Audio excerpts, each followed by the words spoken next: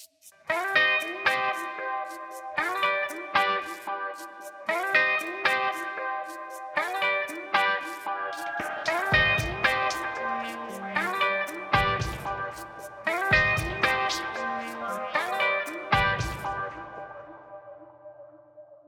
actually recording you. Yeah, it's not a conversation with a ghost. Exactly. Hello, everyone, and welcome to the 23rd Shuttlecast. My name is Sal, and I'm Nathan. And we weren't here last week. I'm so sorry. Things happened. It worked out weirdly because I called out anyway, and then like an hour later we lost power. So and then I was out of power from like 7 p.m. to like 8 in the morning. Oh fuck, that's rough. Yeah, so it was. I guess it's not a terrible time. No, I was just about to take a shower, and then the power went out, and I was like, "Well, I'm still taking a shower." It's just more ambiance. Yeah, you're more aware. I typically don't have the lights on anyway. I'm like a weird, like dark gremlin who hates the lights being on. I was gonna say, I feel like I thought that might have been the case. I didn't know that for the shower. But... Yeah, I'm a creature of the night. I like the lights being off. But yeah, so we have a lot to catch up on, which is kind of funny because last week when you bowed out, I was like, well, it wasn't going to be a very big episode anyway. It's true. It's true. I remember there was some concerns with that. So yeah, so now it's going to be a big episode. So I try to be the theater guy, and we open the show with what's new, what's hot, what's hip, and what's happening. I have not seen a new movie in theaters in the last 2 weeks. And there's reasons for this. Yeah, there's reasons. I have things to say about movies, and I'm just getting images up. I should have done it earlier, but I was like, so the movies that came out the last like 2 weeks or so, it was Gladiator 2 and Wicked. Oh yeah. Quite the fucking juggernauts of theater. I did not see either of these movies, and nor did I want to at all. I thought you were somewhat intrigued by Gladiator 2. See, I'm happy you said that because the Gladiator is the first movie I'm going to talk about. Oh, good. I was just grabbing the image to use. So Gladiator 2, I'm not like a huge Gladiator fan. I'm not a Gladiator hater either. I'm just like, I watched it a very long time ago, and my memory of it is very vague. It is just the thumbs down bit. That's fair. So like, I think I remember it being a good movie. I mean, it's Ridley Scott, it's Russell Crowe. I'm sure it's a good movie. I just don't have the same like nostalgia I do for Gladiator. Like, I didn't even realize when I watched the first trailer when they first dropped it, which I kind of liked it. People didn't like the Kanye West song. I don't like Kanye West, but No Church in the Wild is a fucking banger, so I didn't mind. And it was I love the use of blood stains the Coliseum doors like over and over again. I thought that was awesome. I did not think it was bad like other people did. I loved it.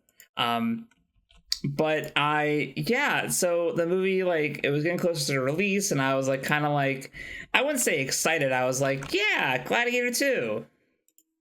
I'll see that probably when it comes out. And then like we got to like the release, and some stuff came out that made me kind of go, I don't know if I want to see Gladiator 2 anymore. Oh no. The first of which was Ridley Scott saying he's trying to embrace AI. And I was like, buddy, you're Ridley Scott. You don't have to. It's trained off your model, brother. They trained it off your movies. You don't have to do this. Well, I mean, that's kind of a way of saying he's lost the touch, isn't it? He's like, I can't even make a Ridley Scott movie anymore. I'd say so. I mean, granted, the man's 86, so I don't really trust his brain chemistry anymore. That's a good point. I think at this point, if Ridley Scott says or does anything disagreeable, it's the fact that he has an 86-year-old brain. It's fair. His brain is before the Second World War. I think we can ignore this one. He's going through the I'm thinking of ending things arc, the whole time, where it's like you're trapped in your brain. That's right. You can't Anyways, he's just. So that was the first of 3 strikes for me. The second of which was Denzel Washington came out and he said that they cut a scene from the new Gladiator movie where it was like a gay kissing scene between him and another actor, and he was very mad that they cut the scene, and I was like, I am now mad too. I am now mad as well that they cut the scene. What do you mean, bro? So that was strike number 2. I was like, fuck, that sucks. But the third strike, and the one that really broke me, was when the film was first announced. They announced that there was a female lead of the movie opposite Paul Mescal's character. Man, there's no good. I'm trying to also find Wicked pictures as I do this, and there's nothing good. Gladiator 2 immediately had a picture, but there was an actress cast. Her name was May Kalamawe. So I'm so sorry. I've never seen her in anything. I want to see her in stuff because she's in. Whenever people try to tell me to watch Moon Knight, they always show me the clip of the buff Egyptian superhero lady, and I'm like, yes, that is a good argument. Thank you. That's her. That checks some boxes. That checks a lot of boxes for me. There's a lot of things going on here that I'm agreeing with. But she was cast in the movie. She had they filmed her all of her stuff. And then when it came to the editing process, they cut her completely. Oh, man. Because she's not just Egyptian. She's also Palestinian. And she vocally, supported Palestine. And, not wanting genocides to happen. Right. So they cut her from the movie. And that was like, okay, I am not giving this movie money. This is not happening. I'm not. This has ticked so many of my boxes of like bullshit I'll allow before I don't see a movie, and this hit every box. I feel you. So I did not see Gladiator 2, and then I did not see Wicked, but for less spicy reasons, and just it looks like shit. Why would you say something so true? Give this man a true or whatever the fuck.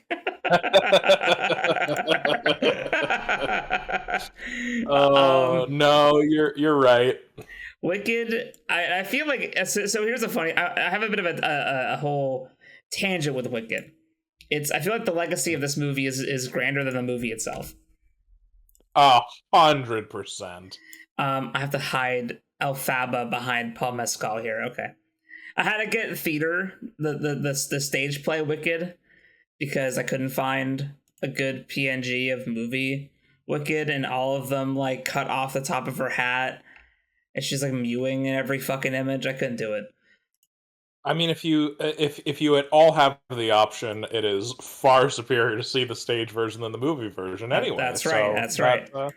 That works well. So, yeah, like I kind of wanted to watch Wicked because I like Wizard of Oz. I like the Wizard of Oz. Yeah. I like Oz the Great and Powerful. Fight me. I am excited for the next Lies of P game. It's all about Dorothy and Oz. That's right. I loved when there was like one weird Oz like show that was like a season, I like Oz stuff. Okay, so I was kind of excited for Wicked, and I like musicals. Yeah. And also, it has the guy who plays Anthony Bridgerton from Bridgerton. Because he's branching out, because he's in this, and he's going to be in the next Jurassic Park movie. Oh, so I think that's branching the wrong way. Yeah, but he's breaking out of the Netflix romance cycle. Yeah, that's a good point. Which is, I'd say, like, you know, a bigger paycheck. Yeah. So good for him. So I was like, okay, Wicked. You know, Jeff Goldblum has kind of lost some stock with me, but he's still fun to watch. But man, like, the trailers came out and they all looked like hot garbage. I'm sorry, they all look like gray garbage. Hold on, there's a quote from the director. Hold on a second. There's a weird. Oh, okay. So this director, by the way, I'm gonna throw a lot of shade at. His name is Go for it. John M. Chu. I should look up his stuff in a minute. But what did he say that was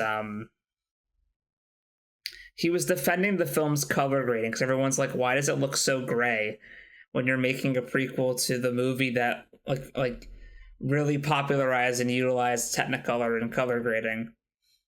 And he says, I mean, there's color all over it. I think what we wanted to do was immerse people into Oz to make it a real place, because if it's a fake place, if it was a dream in someone's mind, then the real relationships and the stakes that these two girls are going through wouldn't feel real. Brother, one of them's green.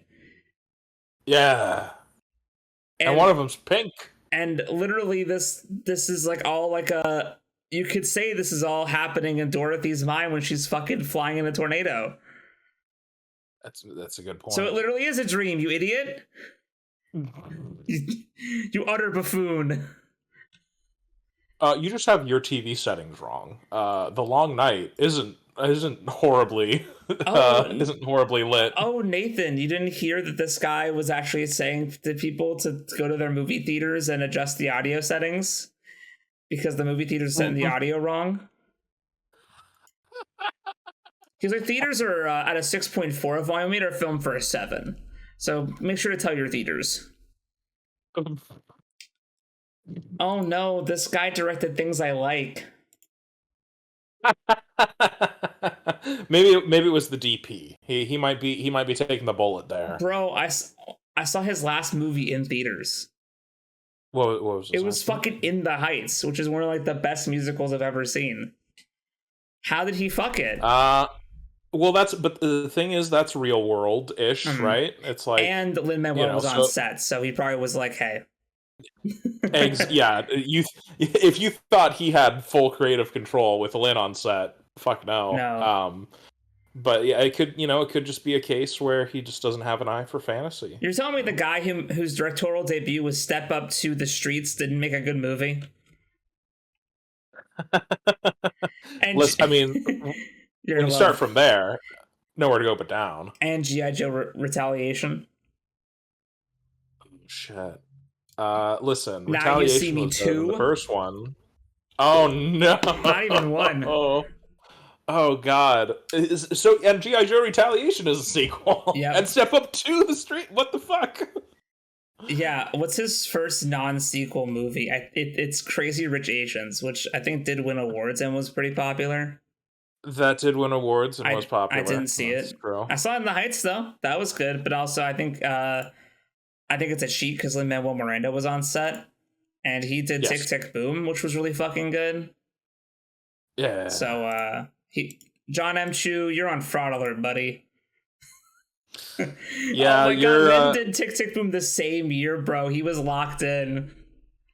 Oh man, yeah. I mean, the man works. Do you think he was like on set with this guy telling him what to do and like not do that, and to the point where he was like, "I'll just fucking make my own movie at this point." 100,000%. I think that. Sweet. I think that's very likely. Sweet Christmas Christ. There's another really funny thing about Wicked. So online, people have started a trend on Twitter, which has been getting mocked relentlessly, thank God, but it's still a trend that happened. Where it was people. Know what you're talking about. Do you know this? Where it was people posting the title card to Wicked Part 1. Like they're in theater. They took a picture of the screen. Oh fuck! I do know what you're talking about here, but I also know another thing. But please continue. Yes, I'll talk about that too. Yes, so this is a trend of people all like in the theater taking photos of the title screen for the movie and being like, yeah. I just gotta say something a little controversial. Maybe you should stop taking up oxygen if you do this. I think maybe like other people need that more than you, because clearly you're not utilizing it properly. Listen, the people that are going to see this movie are the people like my sister. I can say that because she doesn't watch this. But are the people who are so in love with the musical, and possibly even a step further, so in love with the book that like they probably don't see other movies in theaters. Like they probably haven't seen like anything in the last like 2 or 3 years, but they came for Wicked. So it's it's almost encouraging in a way to see like the childlike wonder of like I'm seeing a movie on the big screen. And it's like, that's great. I hate how what's the word, accurate everything you just said is. Yeah, you know the group. I do, and the thing is, you missed out on people who are Ariana Grande fans. Oh, fuck, you're right. Because I feel like all the lead up to this movie was everybody saying, "Wow, this looks really bad," and then it came out and it made a bunch of money, and everyone's like, "How did it make a bunch of money?" And it's like, and you see the people who are posting, and you check their profiles, and it's all Ariana Grande fan stuff, and you're like, oh. Yeah, which, okay. To be fair, I would say she looked like the best part, as someone familiar with the musical. It's also funny because in my mind, maybe because it became forgettable because it was dark and gray and depressing, but I don't remember that portion of the bad look of the movie. I remember the like bad oversaturated look and like the that green is too green and like it's like this just looks garish. It looks bad. It needed to find a middle ground. It did. For everything I saw, it's funny. I saw like set photos and they looked way better than the actual film did. I'm sure they did. And then I saw this one shot on Twitter where it was like a shot of Glinda and Jonathan Bailey from Bridgerton, and in the background is just this open window with the most aggressive sunlight. And I was like, am I watching like an actual student film? Like I was losing my mind. Damn. So yeah, people taking pictures in theaters, I want to kill them. I hate you. Yeah. You have ruined so many movies for me this year. I don't get what the fuck is happening. I was at a movie theater this past weekend, and I was seeing a very special movie. I was seeing the motherfucking Fifth Element, which I'll have you know. Oh, this is not a good image. I'll try that again. Sorry. I'll have you know is like one of my all-time favorite movies ever. It's like how many different copies of that do you own? Yes, I own press copies of Fifth Element. That's right. I own fucking press copies. I think I went and I have my multi-pass on me just in case. I fucking love Fifth Element. If you know, you probably know me because you watched Pavel Hall at some point or something. I mean, the main character's name is Corbin Dallas. Let's be real here, everybody. I don't think 16-year-old me was very subtle with that naming convention. I love Fifth Element like so much, and so the opportunity to go see it in theaters, I was like freaking out, bro. I was like, yes, I would love to see Fifth Element in theaters. I've never seen it in a theater. So I go there, and it's a guy's on the screen. He's like talking about the significance of Fifth Element. He makes some weird jab at like feminism. Oh, my phone's not on me. I actually did record it on my phone because they played it twice. So I was like, I'll record this. Oh, okay. They played it twice, but he has a weird like where it's like, yeah, and Lilu's iconic bandage outfit, not a favorite among feminists, and it's like, what? Why did you say that? Why did you feel the need to say that? This is very weird. Damn. But all throughout the first like couple minutes of the movie, people were on their phones to the point where like we had told people multiple times to put their phones away. Like a guy showed up late, sat down, pulled out his phone, recorded like a bit of the movie, sent it to like someone on Discord, then like had the phone propped on his lap, full brightness, shining at us as he like started eating his popcorn. And my husband was like, "Could you put your phone away?" And he was like, "Oh." It's like, yes, dude, it's fucking full brightness, and you're recording in the theater. You know, to quote from Red Letter Media, you know, movie theaters aren't for people that want to appreciate cinema anymore. They're for people who want to eat an entire pizza while they watch a movie. I mean, I do that too, but I'm not on my fucking phone, man. Oh, yeah, 100%. Yeah. And people were chatting the whole movie. There's multiple people on there. It was a packed theater too. And so at one point, I actually like left to go tell the staff that the people were talking, and then they didn't do shit. So, of course. I might cancel my A-list and just fucking watch movies at home from now on. Even though I love the experience of going to the theater, it's at the point where every movie I see, people are chatting, people are laughing, people are on their phones, they're texting and taking photos. I hate it. Yeah. It's you know, to go back to, I mean, I guess maybe it was never like this and we were just young and naive, but you know, to go back to the days where people were just adults, respectful about going to the movies. Like you're here to watch it. Yeah. Come on. Like, what are we doing here? Jesus. Anyway, that's my I was gonna go on more about Wicked, but I'm not going to.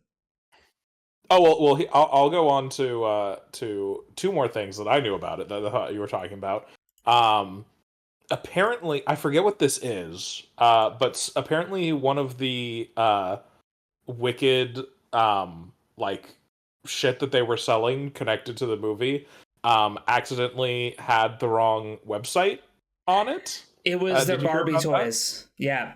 It was their Barbie toys. Oh god.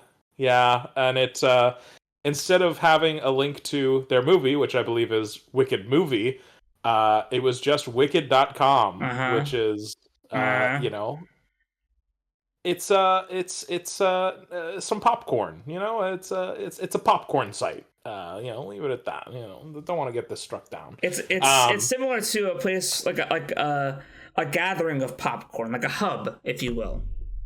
Indeed. Yeah. So if you're really into some corn, they've got a large variety, but I don't think that's what you were looking for if you happen to look from the Wicked Barbie doll. And the other thing I heard about the online trend of a laughable amount of people that were way too determined to paint their skin green for the movie. To the point where theaters were like, listen, this shit is gonna schmutz off on our chairs. You can't come in with this. Don't do this, please. You don't need to paint your body green just because you're going to see Wicked. Yeah. And like someone like went far enough where it's like, okay, I'm gonna put something on that like won't rub off, that'll be safe for furniture, and then like is possibly dyed for life. I don't know. Yeah, no, they're dyed for. I think the skin takes 7 years to regrow, so that person's green for the next 7 years. Well, and that's assuming, you know, she might just end up being a lighter shade of green in the next bit. So that's right. Depending on how deep the dye is. So it's fuck. Hey, anyway, I have to real quick hurt my husband on mic. Hey. Oh please. Do you know who the director for Wicked, what their previous movie was? No. In the Heights. I'm so sorry, it's not a video podcast. It's the most like dejected, like I just kicked the puppy in front of you. Look, I've ever seen someone give me. Yeah. I'm sorry. I feel it. It's like They're leaving. I love you, I can't find the gift to I just pictured I can't find the gift to save my life, but I used to use it all the time where I think it might be a wrestler, but it might just be a random dude with like a mullet, and it's like just following him as he just sighs deeply. It is just extremely dejected. It's very unfortunate. So Nathan. Yeah. I'm gonna share with you a video. Oh no. I'm gonna make it work for the audience too. Oh my god. I need to click watch stream, don't I? Hold on. Display capture. Ad source. Yes. This display ad source on top. Okay, everybody. This is a little this is an interview that happened. This is real. No. All these things happen. I want you to enjoy. I've seen this week people are taking the lyrics of Defying Gravity and really holding space with that and feeling power in that. I didn't know that was happening. I've seen it, yeah. That's really powerful. Mm-hmm. Yeah. That's what I wanted. Mm-hmm. Yeah. I didn't know that was happening. I've seen it on a couple posts. I don't know how widespread, but I am in queer media, so that's my, That's really cool. Yeah, I've seen.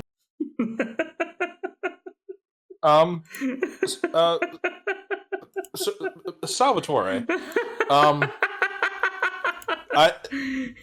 Did I mishear? What did they say? Holding space? Yes, they did. Did they? Yes, they did. Listen. Well, I'm in queer media, so. Yeah. But I've seen posts about it online. First of all, I'm gonna make myself cringe with this reference, but that felt like watching a video from the Capitol in Hunger Games. That's how that came off. But Sal, you're married to a man. Do you know what does holding space mean? Is that something from the gays? We don't know. Oh. But also, I've been told that I'm like a fake gay bi person, that I'm a gentrifying bisexual, because I'm not living the gay culture. I'm just a regular guy who also likes men. I'm not like. That's bad. I'm gay. I'm not Phoenician. I can't. Oh. You know what I mean? My God. I'm not gay enough. Baffling. I'm not gay enough to know what holding space is. I might have sex with men, but I spend my off time playing Diablo. Okay, I'm not like in this. Holding space. He's googling it. What does that? We're turning Nathan woke today, everybody. We're doing it. What does it mean to hold space? I think it just means that they're just like, really digesting it. Like they're really feeling it. Holding space is being physically, emotionally, and mentally present with someone or something. So they're just admiring art. Like it was just impactful for them, and they're just experiencing it. So to defluff what they were saying. To translate, yes. They told the person, the actresses playing Elphaba and Glinda, that she saw screenshots of or posts from people taking the lyrics to Defying Gravity online and appreciating them. Yes. And then Elphaba was like, I didn't know people were doing that. With such I'll say fake sincerity, such exaggerated sincerity. I don't think she knew what she meant. That I think she was. I think she was faking it. I didn't know that was happening. Like you didn't know people were enjoying the movie. Maybe she's a Dune fan and she thought that she said folding space So she was like, "Oh my god!" And the fact that Defying gravity that expands consciousness. that the reporter was like, "Yeah, I've seen it. Yeah." Well, I'm in queer media, so I've seen The queer media, and then the Oh my fucking the God. violin in the background, and then Ariana Grande is like creepy, like her long, like Ozempic fingers with jerking her, off her finger. and then she like clickety clackers over to like stroke one of her fingers, and then Alphaba says, "That's what I've wanted," as if like she wrote the song originally. That's what I wanted. Like, I would hope so boy. as an actor in a movie that you would want people to appreciate the movie. Yeah.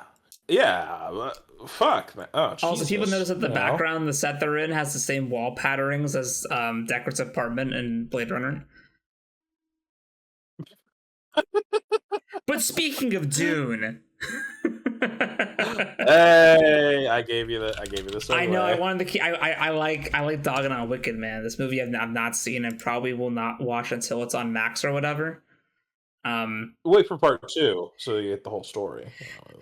Yeah, I'll be those people that didn't see Dune Part 1 because they were like, I want to see if Part 2 is good. Yep, there you go. And then just go in one sitting. So Yeah. I don't know if anyone knows this. It's kind of news. I'd say it's a little underground. It's a little indie. But there's a Dune show. Yeah. There's a Dune television series airing right now on HBO. It's an HBO original. It's not even a Max. They pulled the Penguin where they announced it as a Max and then turned it into a HBO because they liked it so much. So for those who aren't aware, yes, there's a Dune show. It is essentially, it's supposed to be in the same universe as Denis Villeneuve's Dune movies. Yeah. So it is adapting some books. It's not books written by Frank Herbert. Yeah. It is by Brian Herbert, his son, and Kevin J. Anderson, his actual writer. And sorry, that was mean. I think that's a huge compliment. That might be, calling actually. Kevin J. Anderson an actual writer. He hits his deadlines. You know, he really. Shit, you're so right. It's He has word count. That is a bad. So that's an inside joke. There was I think Writing Excuses episode where Kevin J. Anderson was like, I think Brandon Sanderson was like, "Why do your editors and publishers love you?" And he says, "I always hit my deadlines." And we were like, "Yeah, I could tell." Yeah. I will say I've not read the Brian Herbert Dune books, so I can't actually like technically speak to their quality if it exists or not. I kind of just go off of what Nathan, what you and Josiah say, and I trust you guys, and you guys tell me that it is. Well, I guess to be fair as well, I haven't read the Dune books. I've just read other books by Kevin Anderson. Oh, and I know concepts within the Brian Herbert, Kevin J. Anderson books that make me go, ugh, some of which I saw in this first episode. We'll get. You watched the first episode? Did you? So I guess before getting into it, I just want to. There's a lot of preamble I have to go I think through. you set it up, but I understand. So I'm just curious. When you went into this, was there no hype, some hype, a lot of hype? Where were you at going into Dune Prophecy? Okay, going into it, I knew it was a Dune show about the Bene Gesserit, and I knew that it was going to have Mark Strong and Travis Fimmel. Right. And I'll say that I didn't know when I first watched the first episode that it was based on any of the books. Sure. I kind of suspected, but I didn't actually know. So I'd say my excitement was I was optimistic because those are two really good actors. Fair. And I'm hoping that maybe some, I think coming off the heels of The Penguin, which is like 8 episodes of the Batman. Yeah. I was like, if it's like the Penguin, it'll be pretty good. I get you. So have you seen episode 1 all the way? I did not finish episode 1. That's okay. So you got. Anyway, we'll talk about it. Yeah. So yes, this is connecting to Denis Villeneuve's Dune. I did notice that they said that it's. I was on the Wikipedia page and it said inspired by the Sisterhoods of Dune trilogy by Brian Herbert and Kevin J. Anderson. Yeah. And I could tell because after the first episode, I looked up the plot on Wikipedia and I was like, oh, this is like pretty different. And I'd say, that makes sense. Because if listen, all right, we're going off the assumption that the Brian Herbert books are bad. Sure. I feel like if you can do a bad show off of a good book, you can do a good show off of a bad book. I mean, look at Wheel of Time. Wheel of Time show is amazing. Those books are not good. We have a whole video talking about it. It took us 8 years to edit it. Go check it out. Yeah. So, while it's based on the Brian Herbert stuff, I was like, okay, sure. So episode 1 starts. We won't get into too many spoilers because you have not seen past probably the first 20 minutes because the whole first 20 minutes are exposition. Yeah. And the reason for this... Sorry, go on. I did get past that. Okay. I got like 40 minutes. Okay. So you got into 20 minutes of the actual first episode. Correct. So the reason why... So the show opens with 20 minutes of exposition. And I will say, part of this is the blame of Denis Villeneuve, but not in like a negative way. When Denis Villeneuve made the Dune duology, as it is right now, he cut a lot of the lore. And he focused on the characters. Which I would argue, from like I'm making a movie standpoint, is the right call. Sure. From the we have to build a franchise standpoint, that was the bad call. So this movie has to open and be like, fuck, we never told you about the Balerian Jihad. Yeah. So it spends 20 minutes kind of catching you up on the shit that Denny said, I don't care. Yeah. Which, I kind of, you had to just kind of like fucking tank the damage, man. So, let me give you my mindset in the very beginning of the episode, because I went into it and I was like, I don't really care about this. Like, if it's good, it's good. If it's bad, it's bad. Like, I like this isn't going to become required viewing whenever I feel like watching Denis Villeneuve's Dune. No. But so I was like, okay, I know this is like. I know this is like using material from Brian Herbert KJA world, so there's a good chance that this could be shit, but it's a it's an HBO show, so they're gonna put money into it and everything, and it's gonna look good, and it's got a good cast, yada yada yada, blah blah blah blah blah.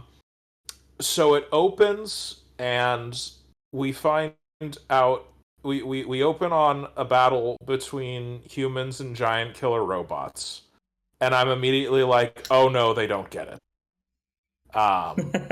Because that is the number one big difference between Brian Herbert's Dune and Frank Herbert's Dune. Because in Frank Herbert's Dune, it is the Butlerian Jihad. It is a crusade of the people against machines, computers, because coming from a place of spirituality and religion and saying, no, this is like, we have created something without a soul, this is unholy, we need to get rid of this because the survival of our race needs to be on our own hands. And it's like, it's this very philosophical element, and again, it's a jihad, it's a holy war, right? Whereas the Brian Herbert Kevin J. Anderson Dune universe, it's the machine war. We accidentally made Terminators. And it's like, oh fuck. So that I immediately felt the boil begin to come up on my ass. And then we get the narration by our Harkonnen OC Do Not Steal. That's like, yeah, the Atreides wrote history and said that we were bad, but I'm gonna write my own story. And I'm like, oh no, that's boil number 2. It's gonna be a rough shit tonight. And then 30 minutes later, she doesn't care about the Harkonnens. Yeah, you know. Yes. So I was immediately put off, I got unstrapped right away, and it never restrapped me, and so I ejected Ur from it. But we can talk about it more as you go through yours, because I don't know how much we're gonna summarize, but yeah, I watched the 2 episodes that were available that are out thus far. Oh wow. It's, let's see, what are they called? IMDb's being stupid. Episode 1, The Hidden Hand, was, yeah, I'd say a rough start. The exposition definitely hurt the show, and then it had to establish all of our characters and put all of our pieces on the board. It was a very sloppily executed pilot, but that isn't like does not spell the end of all things. Obviously, you can recover from that. It is harder to, but you can recover from it. Shows have had worse first episodes and have gone on to be much better. Like Dark Matter is a show that started off pretty bad and then got really fucking good. So there's a chance here. There's a chance, but it's definitely a strike against it. We have our characters. We have Valia Harkonnen, who just goes by Reverend Mother Valia because they eventually cut their familial names. There is the Carino Empire. The princess is being married off to the house motherfucking it's a house, man. It's a made up house. Racheze. Because they have ships, and these ships can get them to the these ships are going to help protect Arrakis, because there's bad things happening on Arrakis and we need the spice. Right. And then we have our plots of, okay, there's the House Carino plot on the throne world, the Golden Lion throne. And then we have what's happening on the Sisterhood planet Wallach 6 or 9. Or Wallach X, I forget what they say. Yeah. And they are basically the Reverend Mother before Valia died and had like a prophecy, and then she dies, and then Valia's like, I'm gonna take over, and then Reverend Mother's actual daughter is like, no, don't genetically breed the destroyer of the universe. And Valia's like, no, stab yourself, and she does, and that's how the voice is invented. Oh, you missed the great discovery of the voice. It's a trick I started doing as a new ability or whatever. It's really. Oh, I do like how when she's saying it though, the water's vibrating. That's good. That is good. It sounds silly. I think the movie got away with it because they had some great actors doing it. It's like, stop. This scene did not have good actors doing it. So no, they did have a British actor in this scene, but she was she had like 2 lines. It was sad. Oh yeah. So but the most interesting part of this show, I'll just jump right to the chase, is the introduction of Duncan Idaho. I mean Desmond Hart. What if as soon as you hear the name, you're like, come on, that's a Duncan Idaho. Then I look at the books and there's like an Idaho ancestor that they renamed, and I'm like, okay, I see. God. It would be silly though that like, oh really, this other good soldier on Arrakis is also in Idaho. Thank you for changing it. Yeah, It's a bit silly. He So should have just been Desmond Idaho. Commit. It does sound a lot better. It does. But Desmond Hart is the most interesting character on this show, and unfortunately, he's also the stupidest. Oh no. Episode 2. So the episode ends. I don't want to spoil it for people, but his character is really interesting. Okay, I'll talk about spoilers for a little bit. Close your ears or whatever. The episode ends with Mark Strong talking to Desmond Hart and saying, like, man, I wish that this wedding wouldn't happen. And then Desmond Hart kills the little prince that's going to marry the princess. But he does it by, like, staring at him, and it burns him alive from the inside. And it also happens to burn the Emperor's truthsayer, who's all the way back on the on Wallach Ix. She's not on the same planet. So he kills 2 people, but one of them from the inside from across the galaxy. And that's how episode 1 ends.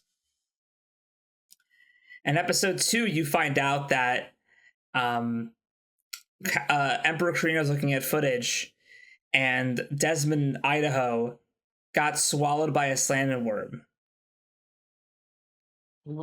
and survives, and because the sandworm gave him powers.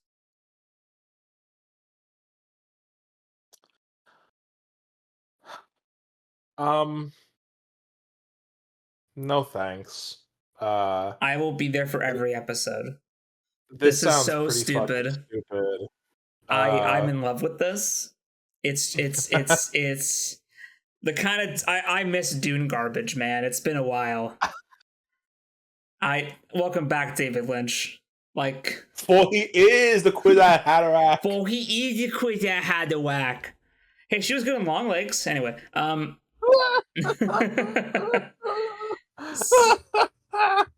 so I feel like this show is required watching just due to the insanity. Maybe we could watch it together and you could experience the mania with a support group. Hey, because it's only 6 episodes. Yeah, but they're all an hour long. Nah, they're like 50 minutes, and there's like 10 minutes of fucking like credits, bro. Oh shit! Okay, I must have been closer than I thought. No, you were, because I had the same thing happen to me where I watched, I think, about 40 minutes in. I paused and I saw, oh my god, there's 20 minutes left.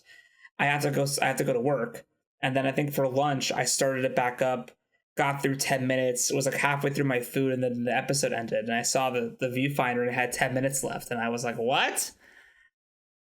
God in heaven. I'm sure there was some. They must have. Sorry, what? No, I'm sure there was some beautiful post-episode explaining of what they were doing. That's true. It could have also been the first episode, like, here's the series trailer, what to expect, stuff. So, but it's sad. This show's full of good actors, and I feel like I should mention like the women too. Emily Watson, who plays Valia Harkonnen, is really fucking good. She was in Chernobyl. She's a fantastic actor. And then so is Olivia Williams, who's like the secondary Harkonnen Kwisatz Haderach. She's in Sixth Sense. Oh. These are good people. Just like, it's so funny because Travis Fimmel really sells the stupidity of his character. Like, yeah, you can kind of see he's like, man, really? But he's given all of his little, like, his weird quirks he does, and his little, like, eye twitches and like lip licking. Oh yeah, he's a great actor. He's like, so good. I think I think when I hit the 40-minute mark, I felt this profound sense of like, okay, despite how well, no, honestly, I think the show looks kind of cheap. I didn't think it looked very good. I didn't care about any of the characters.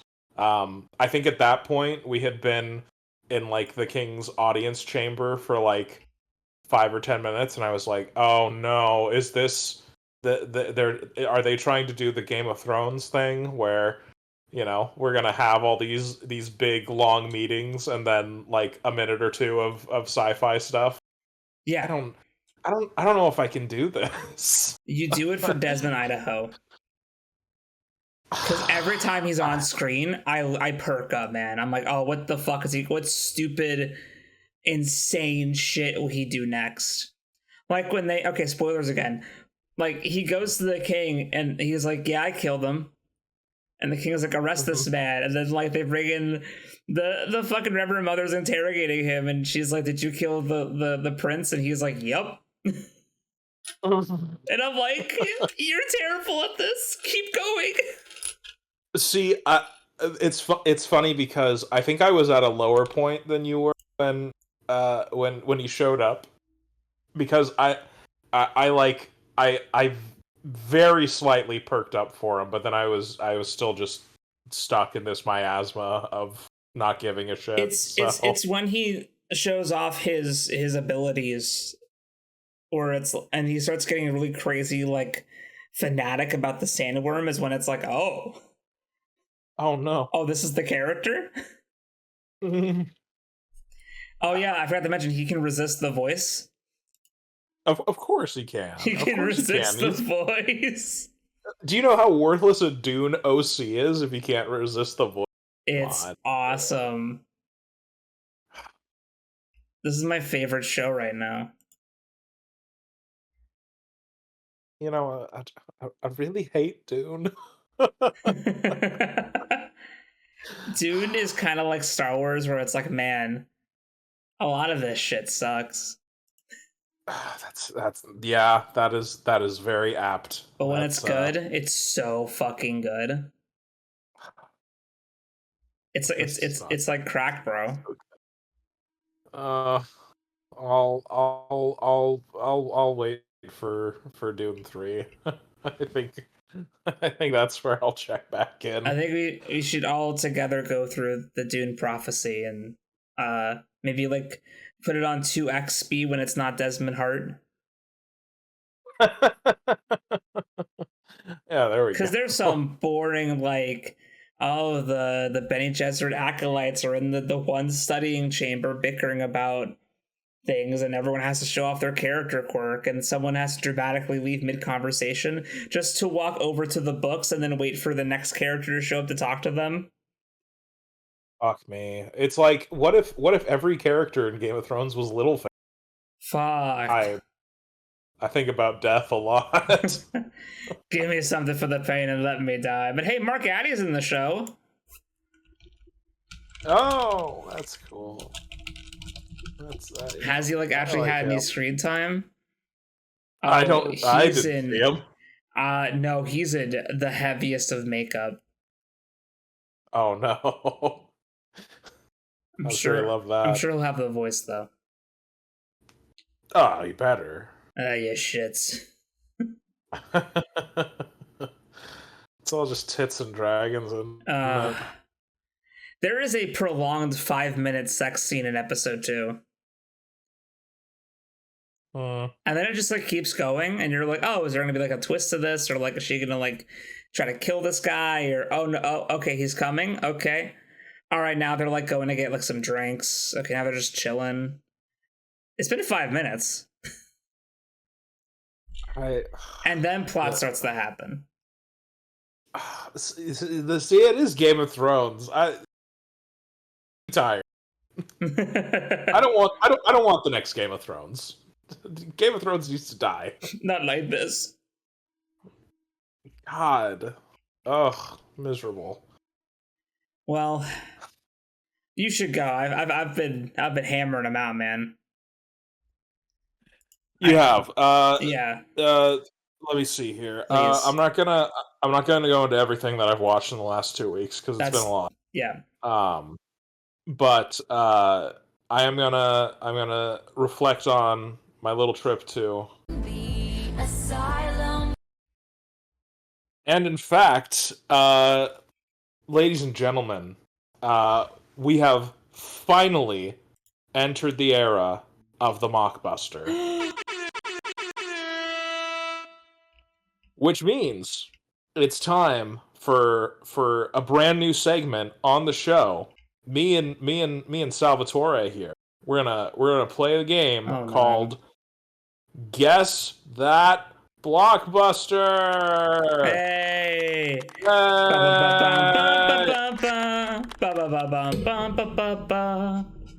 So, Salvatore, the way this game's going to work here is I'm going to give you the name of the Asylum film, and based on that name and the rough time of when it came out, you get to guess the OG film that it is profiting off of. So, how you feeling? You feeling ready? Feeling good? I'm scared. That's all right. So,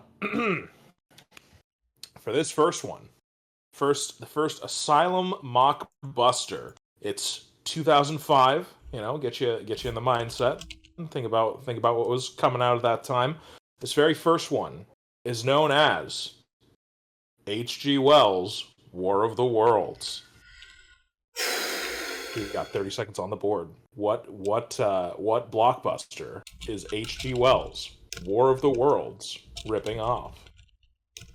So to clarify, the mockbuster is called H.G. Wells' War of the Worlds. That is correct, sir. Can you use it in a sentence? No. Okay. I can't, actually. That is the sentence in a way. Oh, okay, yeah. God. Attack of the 2,000-foot woman? That is absolutely right. Hey! Yes, Steven Spielberg's War of the Worlds. Yeah, that's what that's the one. Stupid. And in fact, here's the thing with the Asylum. I mentioned this before. There's gonna be some weird trends in their movies. One of which we have on hand here, wherein they will do a mockbuster that is based on, or is profiting off of a blockbuster at the time. But then that mockbuster will have its own sequel that is not technically capitalizing on anything. I guess you could say it's still capitalizing on the original film. But as the case here, because we have H.G. Wells' War of the Worlds and War of the Worlds 2, The Next Wave. Oh. Yeah. So it's so for this I did rewatch the Spielberg film, which is always better than I remember. I think I got it into my head that it isn't really like the book or the audio drama, so I'm like, oh, it's bad.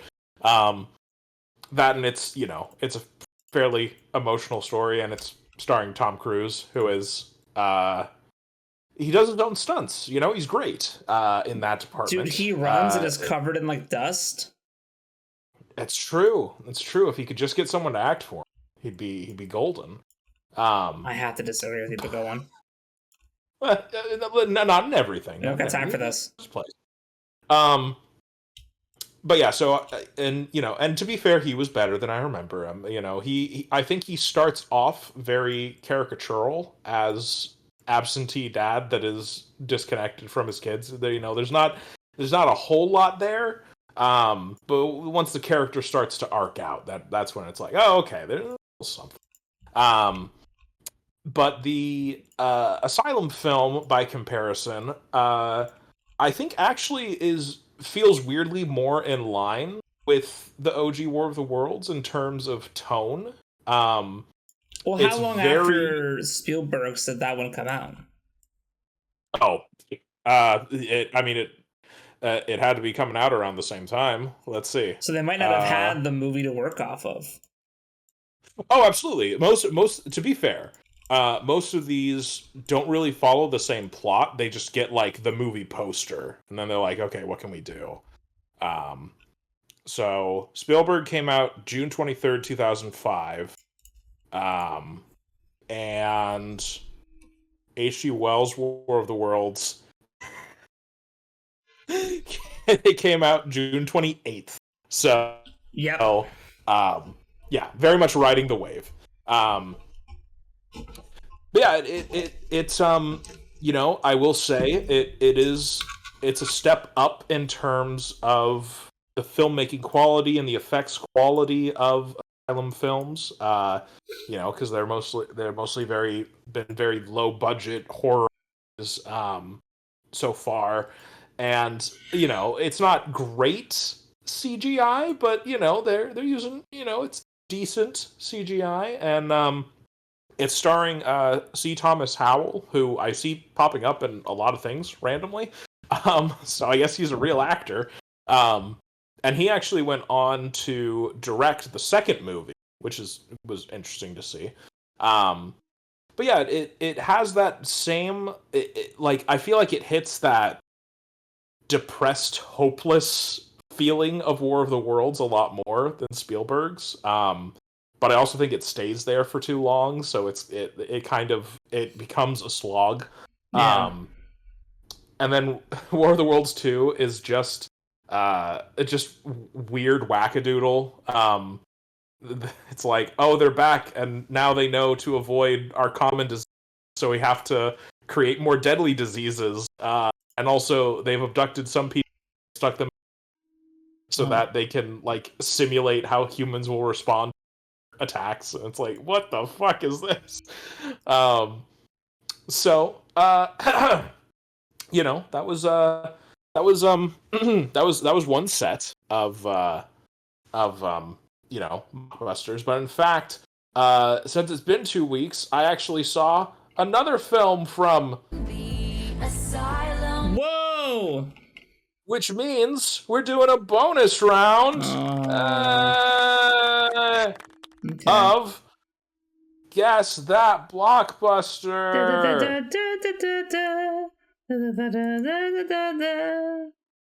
Yeah. So Whoa, hey now. for double the accolades, double the points. Here we are. All right, yeah. So we are still in 2005, I think. I don't think we're in Okay. 2006 yet. Late 2005, early 2006. Say this one might actually be somewhat difficult, but we'll see. But this one is known as Legion of the Dead. Ooh. So what 2005 blockbuster original film is Legion of the Dead trying to capitalize on?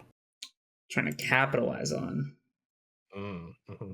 Legion of the Dead sounds like it would be trying to capitalize on probably like, you know, the George Romero types. Right. Yeah, so probably like a you know, Night of the Dead, Dawn of the Dead, Day of the Dead, etc. Well, in fact, in 2005, we had George Romero's Land of the Dead. So I got to watch both of those, which is interesting, because I actually haven't seen George Romero's Dawn or Day. I've seen Night of the What? Living Dead. I know, right? I've seen them all, man. I saw Land of the Dead too. Yeah. I need to check them out, because I was surprised at how good Land of the Dead was. Yeah, man. You know, I didn't really care about the guy from The Mentalist. That was the main guy, but I love John Leguizamo. I love John Leguizamo. And there was a fun little cameo from Simon Pegg and Edgar Wright, which was cool. Yeah, it was like it's so interesting, because apparently it is like, I don't know how much this is true, but from what I was understanding, the Land of the Dead is the fourth movie in Romero's zombie world, and I think they are all in the same world. This is their sequel. You know, we're further in. So I like that. I like that Land of the Dead was very much like, it's like we were starting to come out on the other side of the apocalypse, where it's like we're now de-escalating from post-apocalypse to dystopian. Like, we're refounding society, where we're kind of understanding zombie behavior until spoilers. It changes. They've evolved, which is also cool to see. Yeah, I think that they were kind of talking about that in Day of the Dead too, where there's the talking one. that's what I heard. Yeah, because that's right. You just said you hadn't seen it.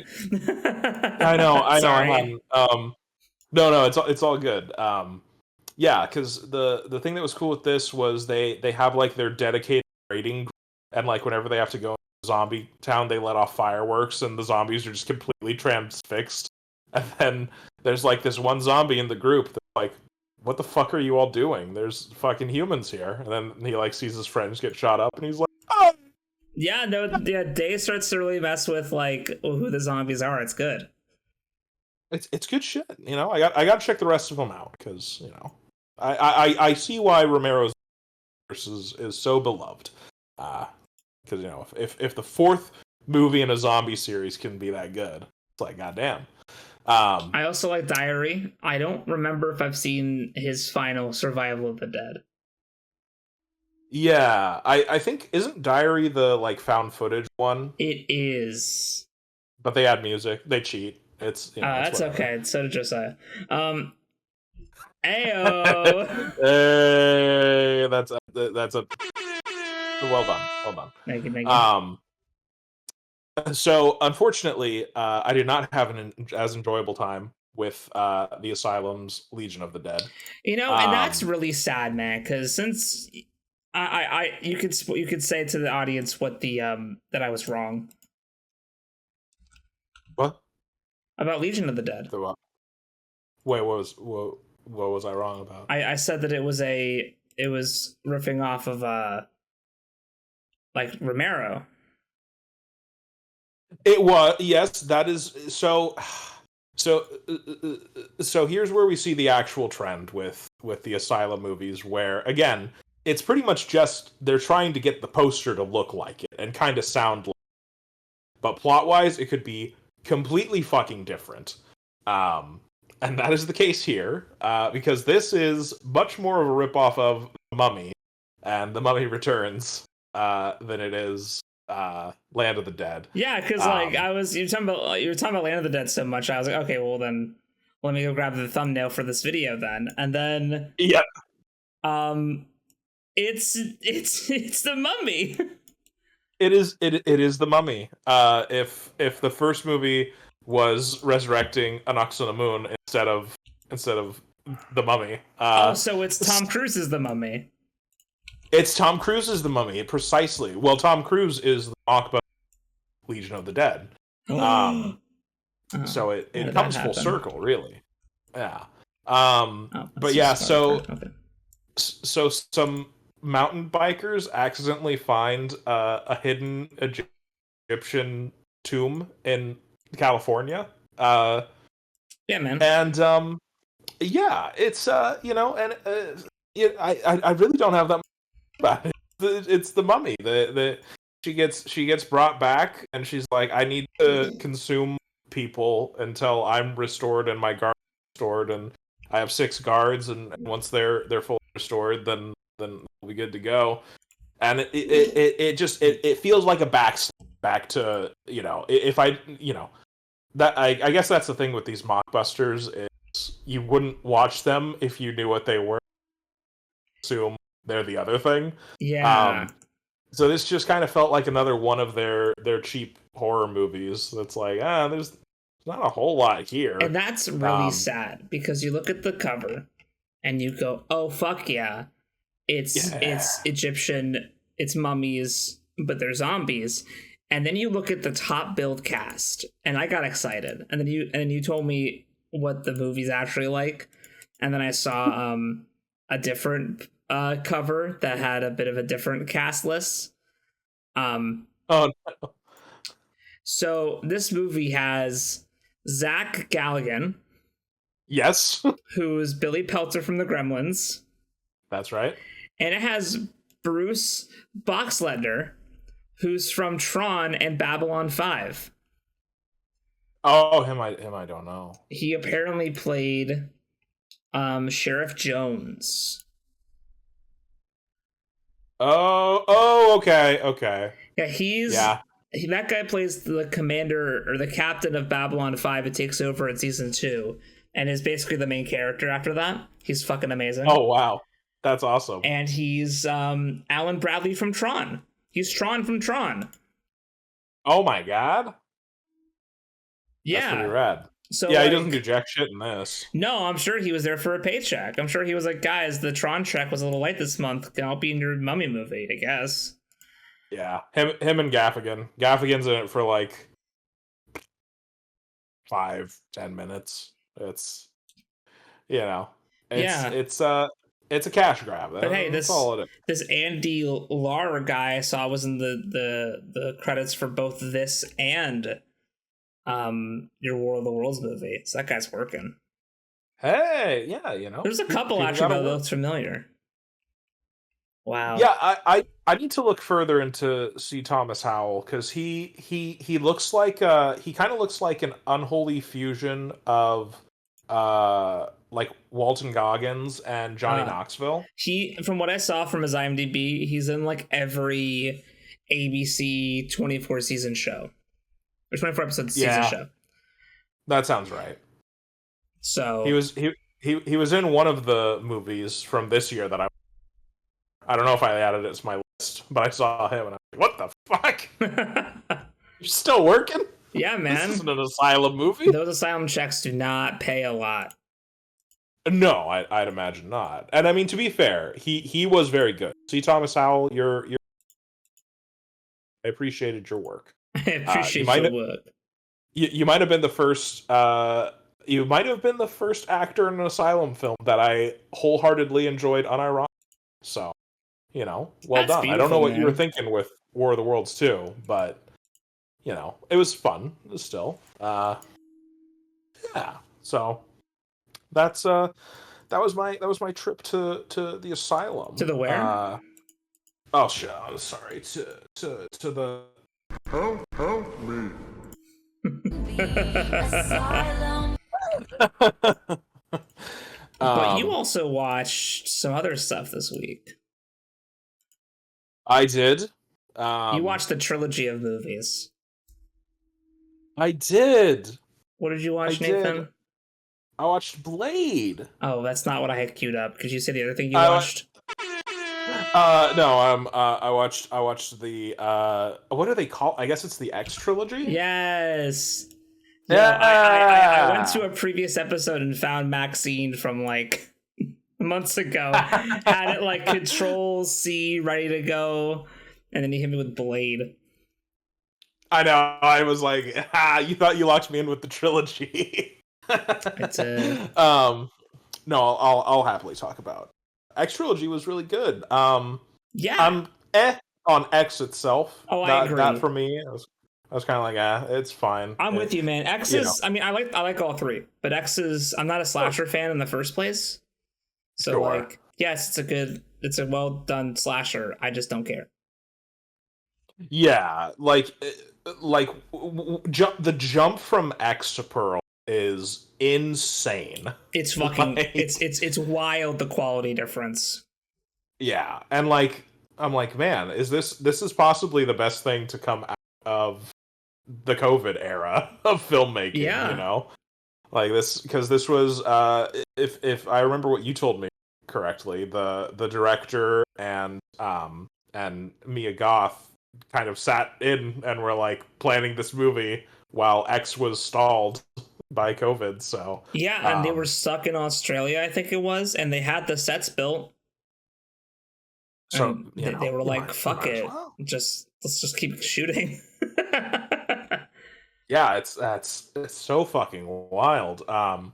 Yeah, because it was very interesting because when I started Pearl, I was like, okay, like it's doing like just the right amount of prequel things. Hey, we've been here before. Yeah, a callback line here and there. Nothing. It's not like bad prequel. No. But I feel like I was about halfway through the movie, and I started getting a little concerned, because the thing that I was surprised by was that for the character Pearl, it's not like a drastic descent into madness. Like, she starts off the movie and she's kind of fucking nuts already. And so yeah, no, and she like when once she, shit started happening, when she fucks the Scarecrow in the first like 10 minutes, you're like, oh. Yeah.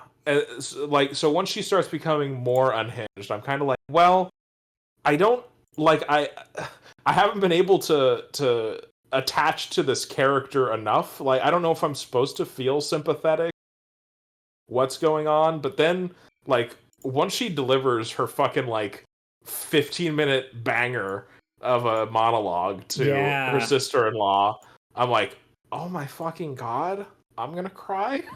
Oh my god, I love me a goth. Yeah, I was like, oh my god, I get it.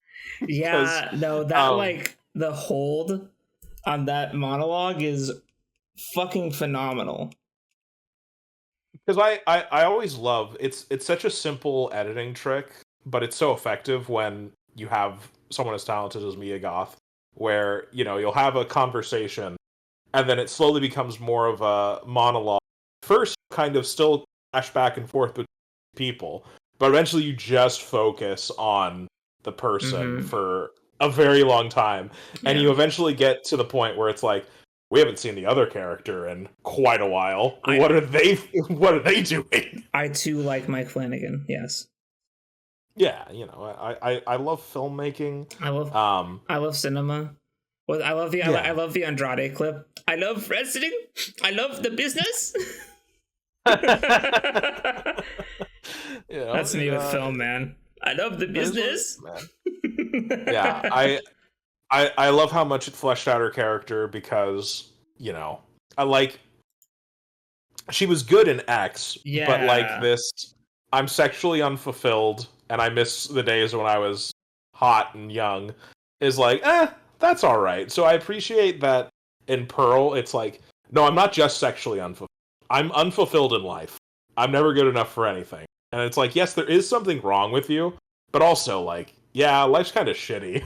You know, it's so yeah, Pearl's a masterpiece. It's visionary. I understand all. I was a little bit scared going into Maxxxine because, aside from you, I haven't heard a lot of positive things about. I'm the only one who likes Maxxxine. hey, we're the only ones that like Maxxxine. Yeah. And my wife. Oh shit! I pushed the wrong button. I accidentally favored it. No.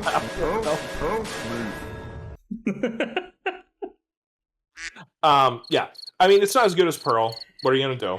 I'll say that. But it's interesting because, like, I feel like X didn't really have it didn't really have much of a style, but it was trying to say something, right? And then you get to Pearl, and here's the style. And here's the much more clearly saying something. And then we get to Maxxxine, and the style is still there. I just don't think there's as much that it's saying, or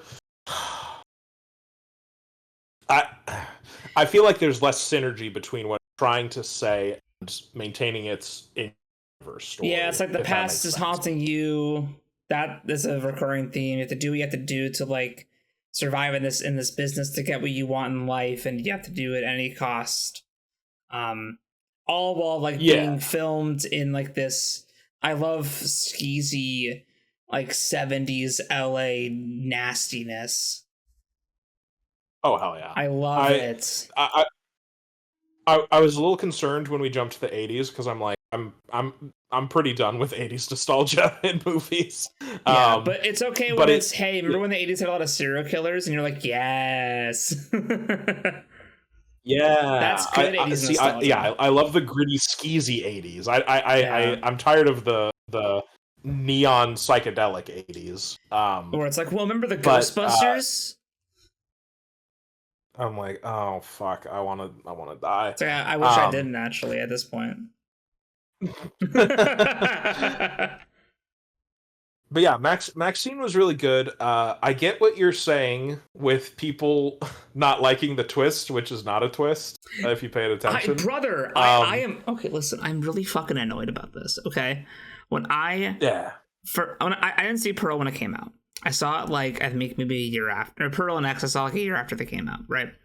So I knew that they were gonna get the third movie, and as I'm watching X. And I saw the shot where it's like the preacher on the TV. I'm like, oh, well, he's got to come back for the last movie. And then this movie opens up with the killer hunting Maxxine, and I'm like, well, it's got to be her dad. And so, like, when that happened, I was like, oh, of course it's her dad. And then the movie, because even the movie reminds you of her dad. Yes. And then people online were like, I didn't get the twist. What the fuck? And I'm like, were you literally just on your phones taking a picture of the title card being like, oh my god, I'm watching Maxxine? Well, I mean, you know, Pearl was on Netflix, so it hooked in that crowd. I watched this in the background. But yeah, because the thing is, like, because the thing that makes X stand out is that it's flipping the script on typical slashers, where, you know, in slashers and in old, there's this thing about, you know, there's sexuality to slashers, you know, which you always have the virgin that survives. If you fuck in the movie, this flips it on its head. You know, you've got a randy old lady that's like, you don't want to fuck me? Fuck you. And then in the background is this rise of, like, puritanical, religious, you know, we have to be pure, like this mania. That continues on in Maxxine. So, like, once you get to that, it's like, carry out flip of the switch to the end. And have the killer. The thing that's interesting with Maxxine is it's more of a mystery thriller. Yeah, there's just I will say also you've been breaking up the last 5 minutes. Oh shit! But I'll elaborate. Yeah, no, I think what's fun about Maxxine for me is that when I saw the trailers for Maxxine, and when I started the movie, I didn't expect a horror movie. I expected like a gross 80s LA noir thriller, and that's the exact movie I got. So I was very satisfied and happy. Whereas other people like watched X, watched Pearl, and was like, oh yes, another horror movie, when it's like, no man, this is clearly going to be different. And I feel like it establishes it pretty well, but I mean, I don't know, I guess I'm just like more finger on the pulse from my viewing experience. It's fair. I think the thing that was weird for me, because I marathon these with my wife, and it's so funny because when we were watching Maxxine, you know, my wife is a true crimes documentary fan, you know, that kind of. And so when they brought up the Night Stalker, she was immediately like, "Wait, what the fuck? I've heard of that. Like that's a real thing." And they're like, "Oh, really? Okay, well, it's kind of cool." And then like it's so weird because if you know, it's such a sloppy red herring, but they're like, oh yeah, these deaths might be the Night Stalker. It must be him. It matches his MMO. Doesn't match what he was doing at all. Yeah, but I think that's kind of the point in the movie that the detectives even point out. Like, yeah, but isn't it weird that these ones don't match the other ones? And then they're like, yeah, but like, fuck the Night Stalker. I guess. Yeah, but like I guess that's so prevalent. Like, yeah, the way I saw it was like, I think I heard that it was real before the movie, but I didn't know the details of anything. I still don't. But in the movie, they definitely made the attempt to tell you, like, what they didn't say it out loud, but they basically were saying, like, Maxxine's dad is using the Night Stalker killings to cover up his own murders. Sure. And is copying the MO so that if the Night Stalker gets caught, the heat's on him, not them, you know? I guess. That was my takeaway. It's just so from what little I know of them, I think there was like a very, very small amount of satanic imagery in his stuff. I think he said something about, but it wasn't like front and center like it is with these. Yeah. And also, he didn't abduct anyone or take them anywhere. It was always home invasions. So, like, I don't know. It just I was immediately like, I don't know. Like, it's weird to have tongue-in-cheek, like, self-aware red herring where it's like, hey, this probably isn't it, but this is what they think. Like, what are you doing? I think it worked for me. I get you. I understand. But you know what else worked for me? Giancarlo Esposito being a good guy. That was pretty He dope. was not a Gus Fring, and I was so fucking happy. That was great. You know, he was a little shady because. Yeah, but he's not like Gus Fring for once, which is awesome because he's a very versatile, very good fucking actor who has been really pigeonholed into this like specific role, which he's good at. He's good at, but he's good at everything. Yeah, so like, please. Yeah, throw him in a rom-com. Come on, dude. That's some fun. But then you also watched Blade. I did. In my preamble to eventually going through the MCU again, I was like, I'm gonna watch through the movies that are pre-MCU. Smart. So I started with Blade.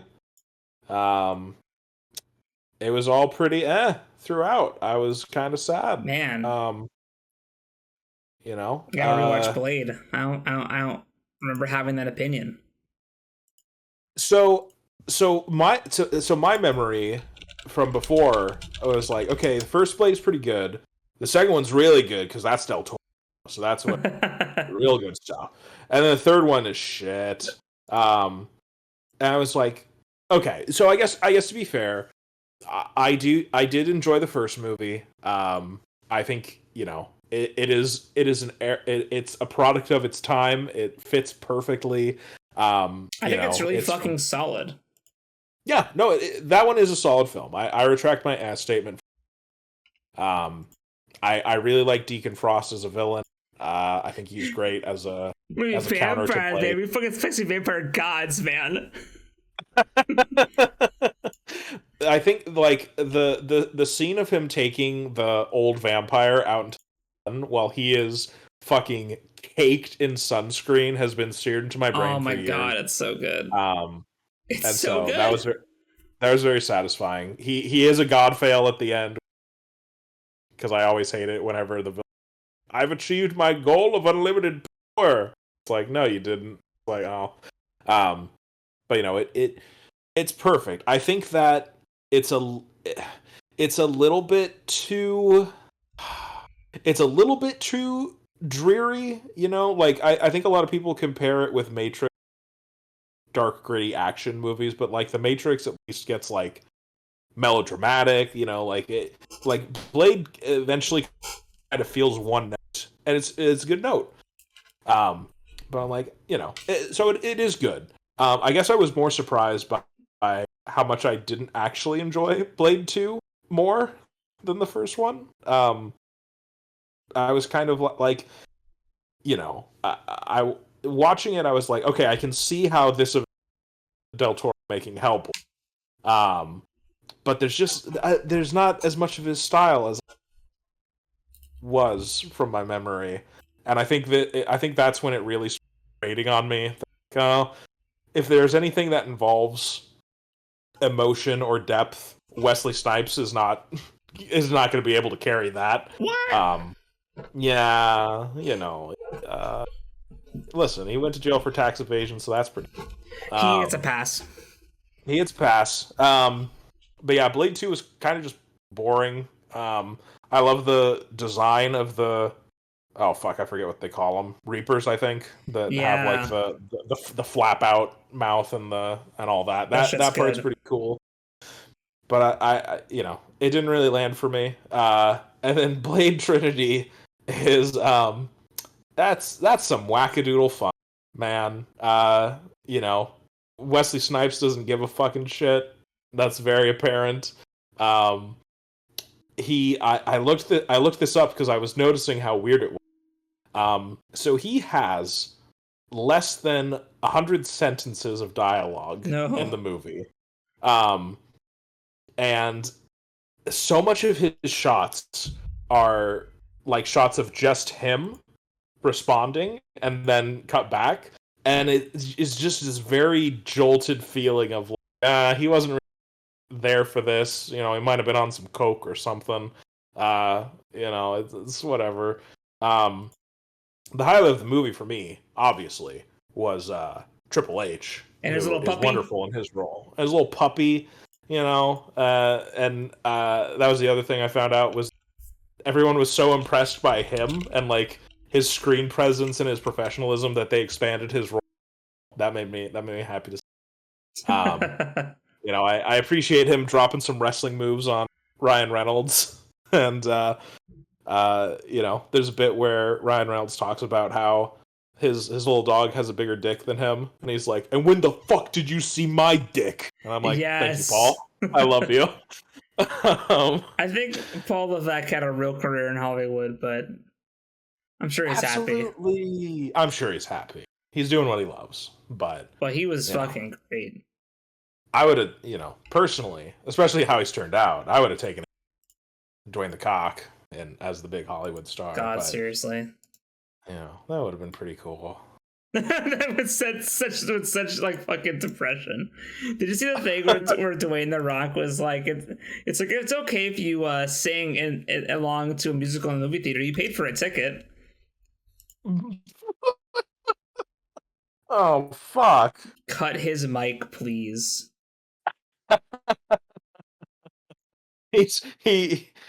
Maybe he's insecure about his Maui singing voice, so he's hoping other people sing in the theater when the live action Moana drops. And Moana 2, which comes out in like 3 days or whatever.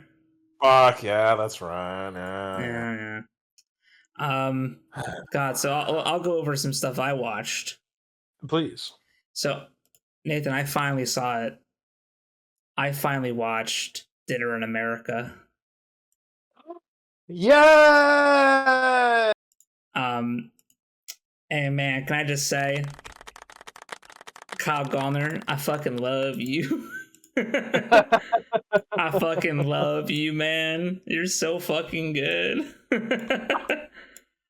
Kyle Gallner's like,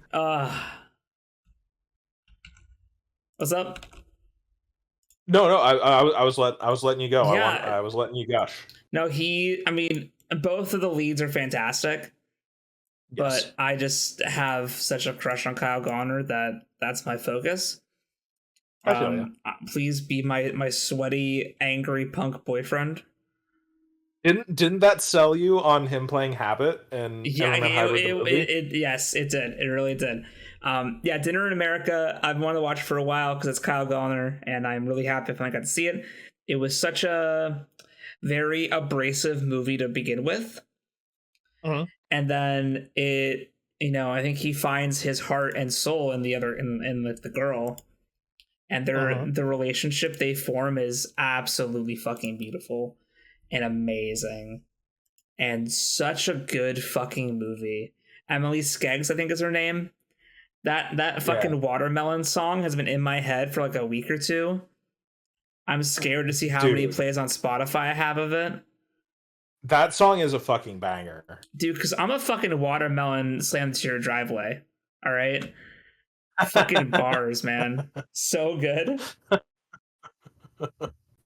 Yeah, it's so funny. I forget how much I talked about it back when I first watched it, but like it was interesting because that was something that was kind of spearheaded by my wife. She had heard stuff about it and was like, this looks really interesting. And like I saw the trailer and I was like, it kind of looks, you know, standard indie rom-com kind of feel. And I just like I didn't really have that much investment, but I was, you put this on, I you know, gotta check it out. And it was an incredibly rewarding experience. Like one of the best films I've seen easily. Yeah, it's utterly outstanding in every fucking facet of the word. In fact, I just bumped it up another star. Well deserved. Yeah, I forget no, what I Dinner in did. America is well worth your fucking time. And also, Kyle Gallner, man, shower him in awards and roles. He's killing it though in like these like smaller movies. I know. So like, Yeah, no, no, please. no, just like you see these he's in these random fucking Amazon Prime movies, and you watch them, and like they're not always good, but he's always like he's embodying whatever character he is. Yeah, he's always putting in the work. What were you gonna say though? I was just, yeah, it's interesting in that movie because his and the girl's relationship forms, and I don't know, I assume you felt this way too. But when I was watching, for so much of the movie, I'm kind of waiting for the other shoe to drop, where it's like, when's he gonna be a complete dick to her? Because it's like this weird ambivalent, like, oh, he's acting cool with her, but like, does he actually enjoy being around her? Like killing time. And then like once he's like, you know, when she asks him if he thinks she's retarded, and he's like, don't you ever fucking think like that? I'm like, oh my god. Yeah, That's so sweet. Yeah, and then like the dinner with his family when she does the bit where she's like, what's a pyro? And then he like leans back and starts to like actually explain it. Like doesn't like chastise her, doesn't like get on her case. She's just like, okay, here you go. Because it's clear that she has like some, you know, but like he's so like in love and so protective that he's like, no, fuck you, and also fuck you for like beating yourself up and putting yourself down for thinking that like, you're perfect, you're punk as fuck. Yeah. You know, incredible. Such a fucking good movie. Like Jesus Christ. Yeah. That was a sleeper for anyone who hasn't seen it. Go see it. That was a fucking film, brother. Yeah, that was cinema. That was cinema. That director put out a movie this year called Snack Shack. You should check it out. I have that in my playlist. Yes, dude. I saw that trailer and I was like, you know what? That looks really wholesome. I think I'm in. Yeah, Adam Raymir, you have my ticket whenever you want it, man. I'll be there. Thank God we're getting these like newer directors that are like, hey, what if I make great films? And it's like, oh my god. And then I rewatched Zodiac because it's Zodiac. Anyway. Yeah, you gotta. And then real quick, I saw a documentary that came out this last couple like days or weeks called on Netflix called Buy Now: The Shopping Conspiracy. It's another fast fashion documentary.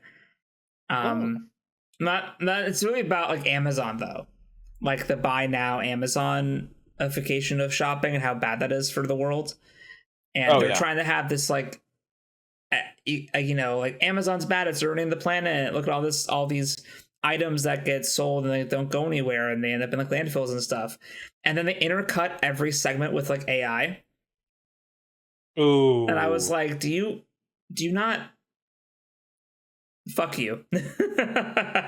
It hasn't clicked for some people. Like damn, you suck. But I did recently, this week, today, a mere 20 minutes before we started recording, I did something crazy. Oh my god. You're not going to believe this, Nathan.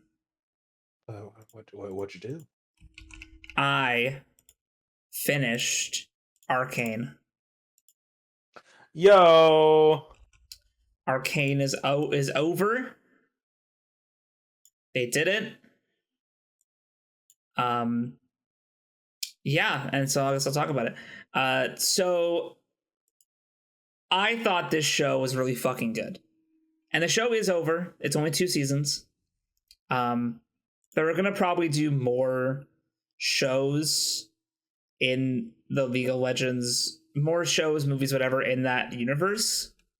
Because this show was one of the most popular shows. Made so much money, did so many numbers.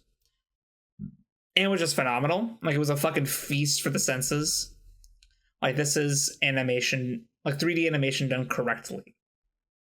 But the show did finish, and I, for the most part, really loved it.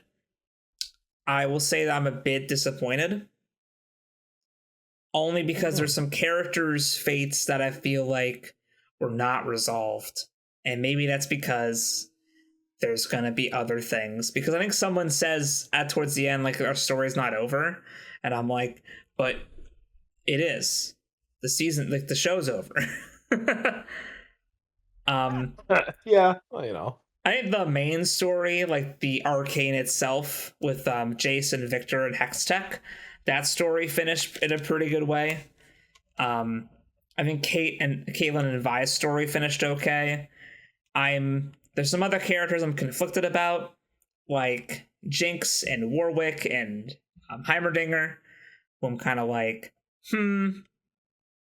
what's up with that? I also feel like Echo needed a bit of a better conclusion to his story, even though, like, he does do, like, he kind of does, like, save the day at the end. But, like, I wish his story had, like, an actual, like, conclusion that wasn't just, like, oh, I missed my chance with the person I love. Like, you never see him back with the community he was building. It's like, come on, man, what the fuck? So some things are good. Some things I'm like a bit like, we needed like 30 more minutes. Dang. Like, I needed a bit more of I hate when stories like end too suddenly after the like climactic moment. Yeah. I wish shows would let you just have like another episode to like sit with it. You know? Yeah, you gotta let shit breathe. That's why I love the final episode of Kamen Rider Kuga. The entire last episode is just like saying goodbye to the show and the characters and wrapping everything up. And it's amazing. Aww. It's really fucking good. It's like, hey, here's 30 minutes of like, hey man, we did it. You know, I felt nothing wrong with a little victory lap at the end. Exactly. You know? I feel like in this era where every episode of a show is like tallied and accounted for and on the budget and on the analytic, I'm like, I feel like we're not gonna get that for some shows, but man, I wish we did. And I feel a lot better about Arcane if we get like some sort of a continuation with some of these characters. But as it stands, I'd say the show is like a 9 out of 10. A 4 out of 5. I just maybe in 4.5. It's just that kind of the ending is a bit like, give me a little more. The whole last episode was phenomenal, and the whole season was great. There is an episode placement I feel like was done because of the whole 3 episodes a week cliffhanger thing. Because episode 6 happens. And then that's the end of like the act 2, the episode dump they had.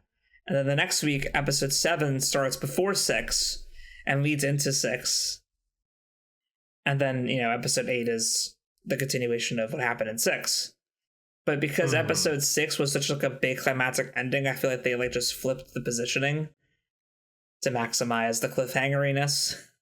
Of course. Just a game theory. But yeah. I feel you. Arcane was phenomenal. I do recommend it. It was really fucking good. I would love to have like a Blu-ray of this. It's not enough to make me be a full-time League player, but oh man, and it's hard to do that. That's a hard sell. I understand. I mean, that camera is hard to work, man. I've been trying. It's not my friend. I do not like the camera. It's ass. Yeah. In fact, it's funny. I was like, I want a similar experience to League, but not League, so I picked Diablo 4 back up. I'm like, hey, this is like a top-down action-y, but I don't have to fucking worry about people. So I've been like blasting through Diablo 4, which is also good. Speaking of games, I know I hit you with a curveball. Oh, no. I wanted to do this last week, but we didn't have a meeting. Right. Last week, or the week before, they announced the Game Awards Oh no. nominees. Oh boy. Oh boy is right, my friend. Oh boy is right. So, did you hear about this controversy? How in the dark are you? I'm pitch black. I just have the vague idea of Game Awards being a shit show. You're damn right. So let me read you the nominees for the 2024 Game of the Year award, because that's the most important one. Of course. So there's some others that make me kind of my eyes go a little funky, but all right. I'm not going to list these in the order they present them to me because it's an alphabetical, and there's a zinger I want to hit you with last. Okay. So nominees are Astrobot. Don't know what that is. It's okay. I don't know it either. I don't have a PS5. Sorry. Oh, okay. Balatro. I think I've heard of that. I've mentioned it. Okay, that's what I thought. Black Myth Wukong. I've heard great things about that. Final Fantasy VII Rebirth. I've heard not great things about that. Metaphor ReFantasio. What?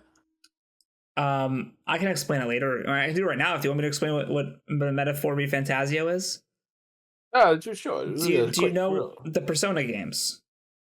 Yeah. Okay, imagine that, but it's like a new property, medieval fantasy setting, but like, you know, the character design, the artwork, the gameplay of a Persona game. Oh, okay. It's just fantasy Persona. I see.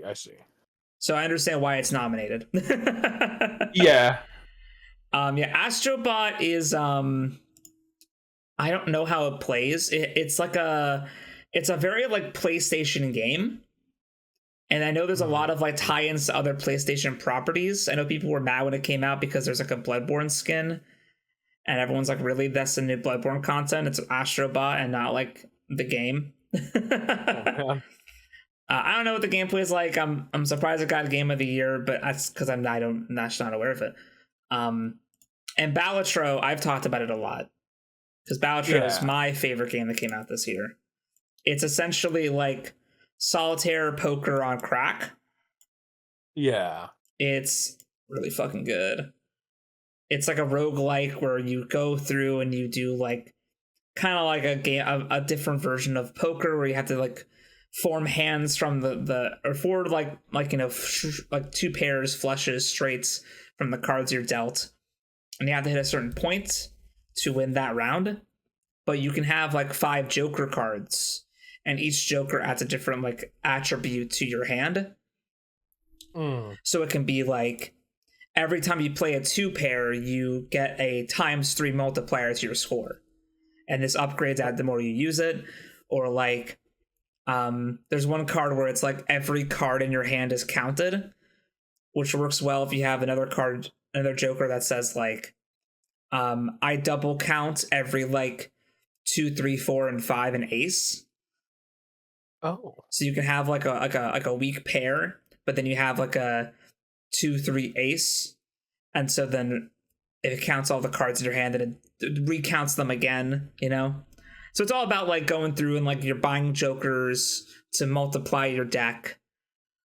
It's really addictive. It's a really good like I'm on the toilet and this is the game I'm gonna play for 10 minutes. I get sucked in here, and then like not leave when I'm done with my business. I feel you. It's very fucking good. But the last nominee for the Game of the Year awards is Elden Ring: Shadow of the Erdtree. Hey, well, seems like a little bit of a stretch since this is DLC. Yeah, like there's a bit of a problem with this one. Whereas, I can go right now and buy Astrobot and play it. I can play Balatro, Black Myth Wukong, Final Fantasy VII Rebirth, Metaphor v Fantasio. I could just go to whatever storefront I want that has it, purchase it, wait for the install, and then start playing it. I can't play Shadow of the Erd Tree without Elden Ring. Well, you gotta wait for that Game of the Year edition. See, if it was like, you could argue that like Final Fantasy VII Rebirth is like its own standalone expansion because it's all adapting the same fucking small game from the 90s. Not small, but you know what I mean. But like, Yeah. Or like, Halo 3 ODST is its own standalone game, even though it's kind of an expansion of 3, but you can play it on its own. Sure. This, you cannot do that. This is not a game. And a few days before they announced the Game Award nominees, they changed the rules and said that expansion packs were allowed. Wow. Isn't that crazy? That they're trying to get Elden Ring to get 2 different Game of the Year nominations. Yeah. So I this is a very bad precedent because I guess to be fair, most like a DLC content wouldn't turn enough heads to get to the Game Awards, but I don't know that much about Elden Ring. I've heard that Shadow of the Erd Tree is a fucking huge DLC, so that's true. I guess content wise, but here's it is enough to qualify as a game. Here's but my problem the with fact that it is, Sorry, no, you finish your sentence. I'm sorry, I'm really heated. No, I feel you. I was gonna say, but yeah, the fact that it is stuck in DLC, I don't know how expensive the DLC is, but I think it's like $40. Okay, yeah, so you're essentially buying 2 games to get to this one. Yeah. And the issue I have with like when people say, not you specifically, people are like, yeah, but like Shadow of the Erd Tree is so big it's like its own game. And it's like, okay, that you say that about any expansion pack though, because games can be anywhere from 5 minutes long to like 300 hours. I get you. So it's a bit, for me, silly. And also, especially this year, what's wild about this, about nominating a game for an expansion pack for Game of the Year, is that this was the perfect year, maybe, to introduce Best Expansion Pack category. Because you got Shadow of the Erd Tree, which everybody fucking loves. You got Destiny 2 The Final Shape, which is the last big expansion to Destiny 2 that finishes the story that started in Destiny 1. Which came with a bunch of huge stuff to do. Final Fantasy 14 Dawn Trail came out. Diablo 4 Vessel of Hatred came out. Like, there were big expansions that came out this year. You could have had your own category. And surely Elden Ring would have won that. Sure. Because it's Elden Ring. But like, to put it on game, it's incredibly disingenuous, and it sets an interesting precedent where now developers might, or publishers more specifically, will make developers want to make like big expansions closer to around the end of the year to capitalize on like the the award cycle, and like try to vie for their games to be considered, expansions to be considered, and just it sets a weird vibe out. Yeah, I think it is, in the long run, this could turn out anti-consumer, because I agree with, I think sensibly, having a separate category for best expansion is what would make sense, but I think going off of like game studio, I guess not the studio, like publisher, is I feel like they want to I feel like they want to erase the idea of DLC, where it's just like, oh yeah, you're just getting another game, where it's like, well, maybe that's true for someone who's been playing Elden Ring and, pumping in hundreds of hours, and it's like, oh yeah, sure, I'll buy the DLC. But like, imagine if you have a game that didn't win Game of the Year, and then the next year it has a big expansion, and that wins. And it's like, what are we doing? Yeah, because I think that's part of the problem too. Is like, there's so many games that do really amazing expansions. Because like, you look at No Man's Sky and Cyberpunk 2077, who launched really terribly, and then through expansions and updates became much better games. Why don't they get a new potential nomination? So I'd argue that like Cyberpunk 2077 Phantom Liberty is way fucking better than OG Cyberpunk, and improves on it in such a degree that like, okay, if we're doing this now, why didn't that get a nomination? Yeah. Like, because now we have this retroactive, like, well, then why the hell did this not get it or this not get it, right? Like, why didn't Diablo 2 Lords of Destruction get a nomination back in 2002 or whatever? Like, fuck you. Yeah, for sure. And also I think World of Warcraft's getting an expansion this year, it just got The War Within just came out like last month, which is their like big. They got back their like original creative lead, and they have like a big like 4 expansion plan spanning like the next couple years. Like, it's apparently really good. So it's like that'll be next year. I guess so, man. I don't know. It's just like, when there's so many great expansions, why are we? Because here's the thing: Elden Ring can't be Game of the Year because the game already existed. You just added to it. Yeah. Like, because then what line do we draw? If Elden Ring gets a patch in 2025 to fix like a bug someone found, because now the game's different and content's been added, do we now put it back up for nomination again? Oh, absolutely. Once we get Elden Ring Scholar of the First Elden, that is the base game that comes with the expansions. God. I mean, hey, because there's other games on this list that are nominated that are just like remakes and like, how the fuck do you have Final Fantasy VII Rebirth and has Silent Hill 2 nominated for Best Narrative when the narratives are both 20 years old? The narrative, what narrative? They didn't make a new narrative. It existed. That's the trick, is that most the narrative and storytelling has kind of gone down in recent years. Rather celebrate older ones, Yeah, like, why aren't we looking at like new games that have good stories? Why are we just looking at like, we remade a game from 20 years ago? Go fuck yourself, man.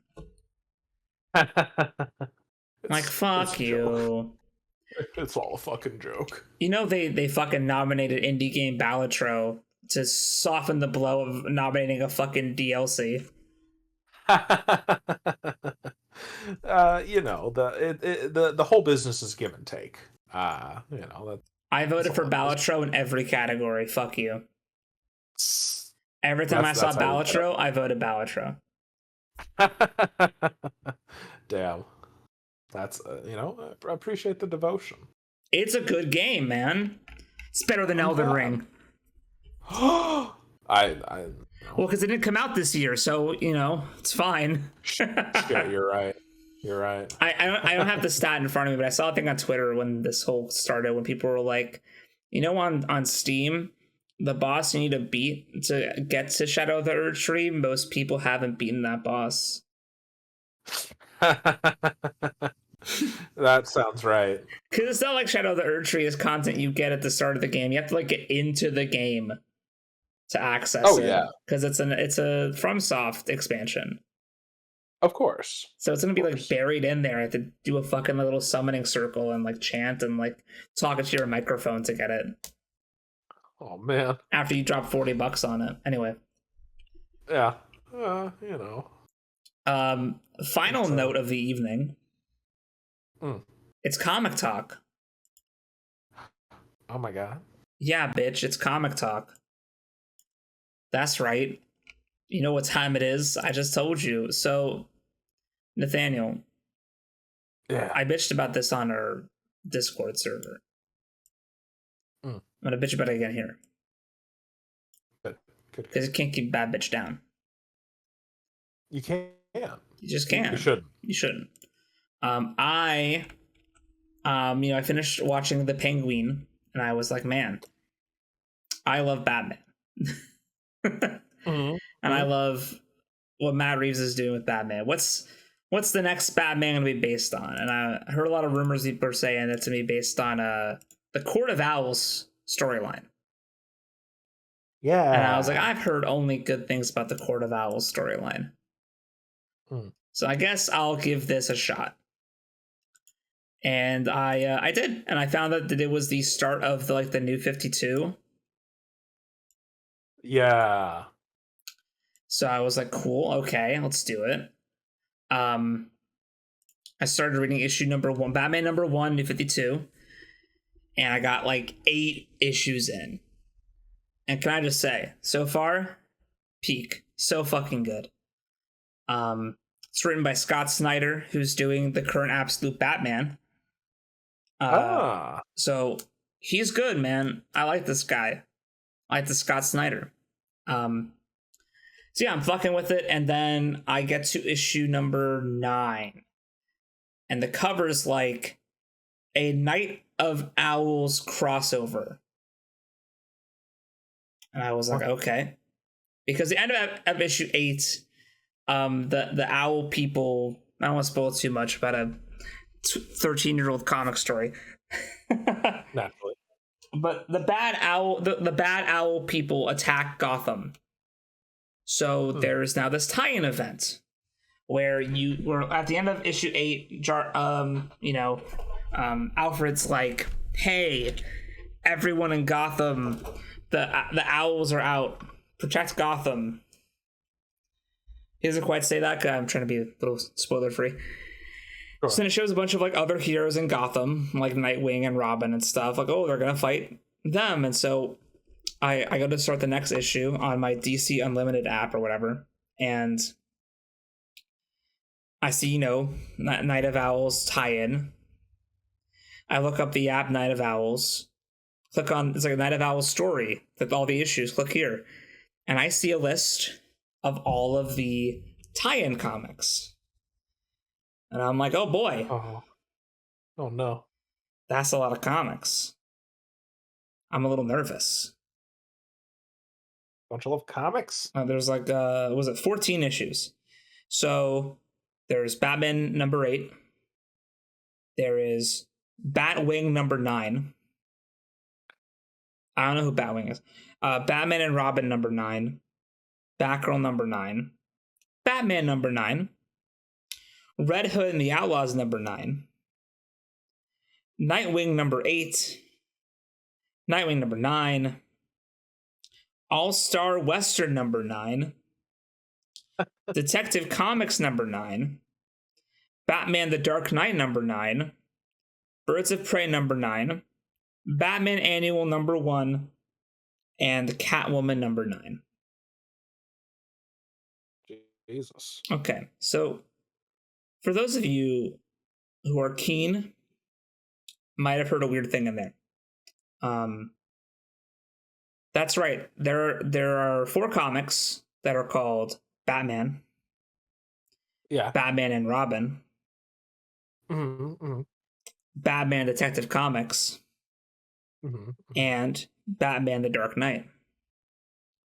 Right. There are, in the New 52, which by the way was a clean slate wipe restart from scratch. They decided 4 of their 52 comic series that they were going to start would each be about Batman. Don't you love Batman? So I was hit with the wave of dread of oh my god. I've only been reading a 4th of the story. Yeah. You're telling me that the same Batman is having adventures with Robin that he's not alluding to. adventures of the detective variety, which I thought he was already doing that. No, he's multitasking. And then he's also the Dark Knight somewhere else. I hate to tell you this, but that sucks. What?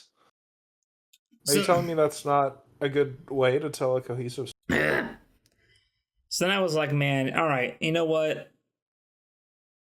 I'll try out Detective Comics Batman. Yeah. I read the first issue. It's alright. Yeah. Read the second issue. It's alright. Mm-hmm. I don't like it. Oh. I don't like it nearly. It does not feel like the same character. And then I'm like, maybe it's just like a different version of him. I don't know. So then I go back, I read Batman #9, and there's a scene where he's like, Alfred, I have to go deal with two problems. I have to go to Arkham Asylum, and then I have to talk to this other character. And then there's an asterisk over Arkham Asylum. And the bottom right, in a little like pop-up thing, it says, see Batman Detective Comics #9. And on the next page, he is at the second person he went to go talk to. Yep. So it is now confirmed this is indeed the same Batman who, while also dealing with the whole Court of Owls, is having 3 other simultaneous adventures. You know, it's like it's like Sherlock Holmes, where he's always trying to find Moriarty, but he's also got the day-to-day stuff. It's Nathan? Yes. No. No, Oh. it's not like that. And his ass is showing up in Nightwing and fucking, what is All-Star Western? Hold on a second, what the fuck is even this? Yeah, it's a fucking Jonah Hex. What the fuck? What is All-Star Western? In this series. Yes, it's Jonah Hex.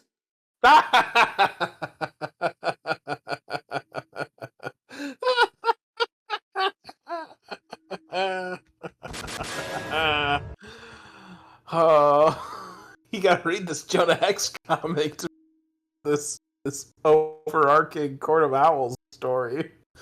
Oh fuck. His ass is showing up in Catwoman and Birds of Prey. Oh, of course. Red Hood and the Outlaws. He's everywhere, man. Whoever the fuck Batwing Listen. is. Yeah, I don't know. Yeah, listen. DC has learned that there is it's like a Pavlovian response with comic books. If you show or mention Batman, they have to take out their wallet, grab it. So you gotta sprinkle them in everywhere. You gotta have different versions of the same version do it simultaneously. You can't stop Batman. Batman keeps the lights on. It's terrible. I think about dying sometimes. oh man. Oh yeah, man. Woof. Woof. Yeah, that's well, in less angry realm of comics. I just got caught up on Berserk. That's so cool, man. Which thank you. Which man, it's such a bittersweet feeling. Because I forget you. How far did you read? You got to when they were on the boat, right? I got to the boat and I've not left the boat. Okay. So yeah. So if you somehow don't know, I think. But the author of Berserk and Tarmir passed away. We were right there, right towards the end of current arc, and based on that, I feel like we were either going into the second to last arc, and now it's being continued by his manga studio that he had created. One of his also a manga artist. Unfortunately, their version fucking sucks and it's terrible. But I read Mura was involved in. Man, you're breaking up so hard. I'm sorry. Oh shit! Hold on, let me do another reset. And last podcast, you were like super green. You were golden. So weird. I was hoping that the computer reset would get us there. No, die. Found it. Wait, are we better? Oh no! Oh no! You said, "Am I better?" and it was completely GLaDOS. Okay, this is my computer mic. Oh god, I could tell. Is that input volume? Is that better? I think so. Okay. All right. You're a little quieter, but that's okay. Okay. I did turn some things down, so maybe that, you know. But yeah, so that was my first time reading through everything that Mura had written in one swoop. I was doing half a volume a day. And like it's so interesting. So I had originally thought that I always thought that it felt a little disjointed starting with the Black Swordsman era, then we get the Golden Age arc, and then getting back to Black Swordsman, I thought was kind of like a rough transition back. It really isn't. Like it flowed so much better this time around. And you know, it was interesting to see, like it reading through it, it felt like I experienced moments where the pieces were starting to click for Mira, because like just the direction the story went in. You know, honestly, all things considered, we weren't on the boat for that long for all the quote unquote fans whose main contribution to the Berserk community was, are they still on the boat? Fuck off. It's like maybe 2 volumes. It's pretty brief. But yeah, I got to the last episode that he was involved in. I think that I actually think he didn't finish it. I finish that last one. But it is the last one that he had started work on. And yeah, I was kind of tearing up because like the last 10 chapters that he did were so huge.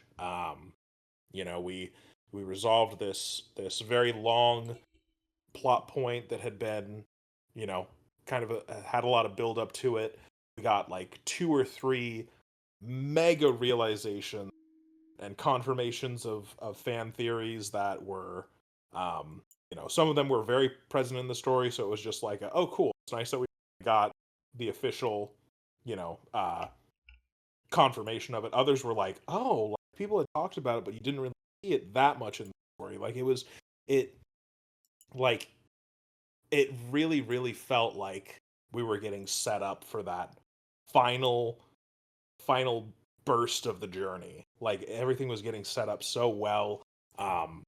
You know, where all of the characters were, like it was so interesting. You know, there's like moments where people are asking Guts about Griffith, and he's like at this point where he's like, man, I thought I was kind of done with this, you know, like because he had come to this point in his journey where he's, I kind of don't give a shit if I go and get my revenge. I have more important things to do now. And so other people ask him about it, it's like, man, like when am I going to be done with this? Oh, yeah, God, like, that sounds awesome. Yeah, so like, yeah, and like it is that, and I think I don't know how much of this is how Mura was going to do it. It might have been something.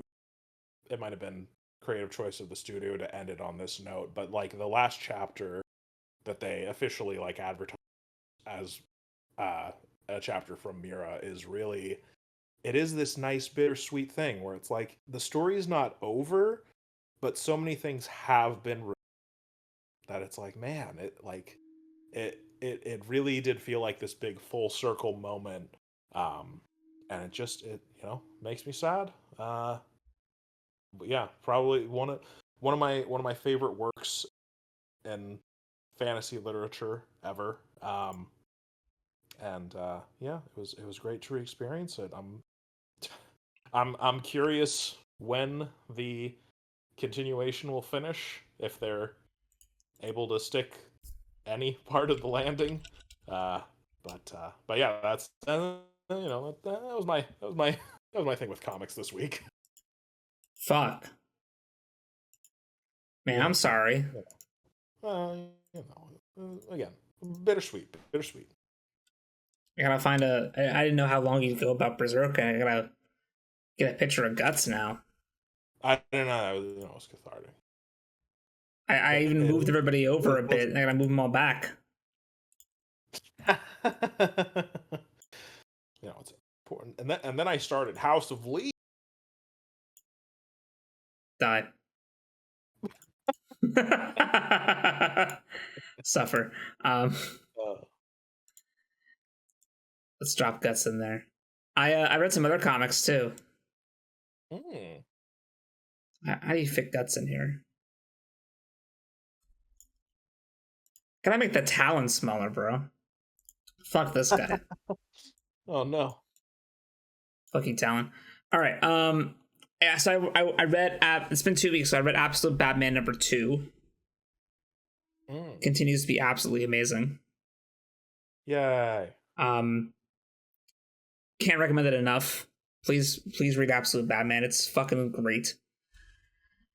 And then I also read, this is more of a fun conversation, but I read the very first issue of the brand new series called The Question All Along the Watchtower. Oh. Which I'm not sure is really getting a lot of attention right now. But I'm going to give it attention. I've heard of it. Yeah, please. Yeah, so do you know who The Question is? He is the mainline DC, less crazy version of Rorschach, essentially.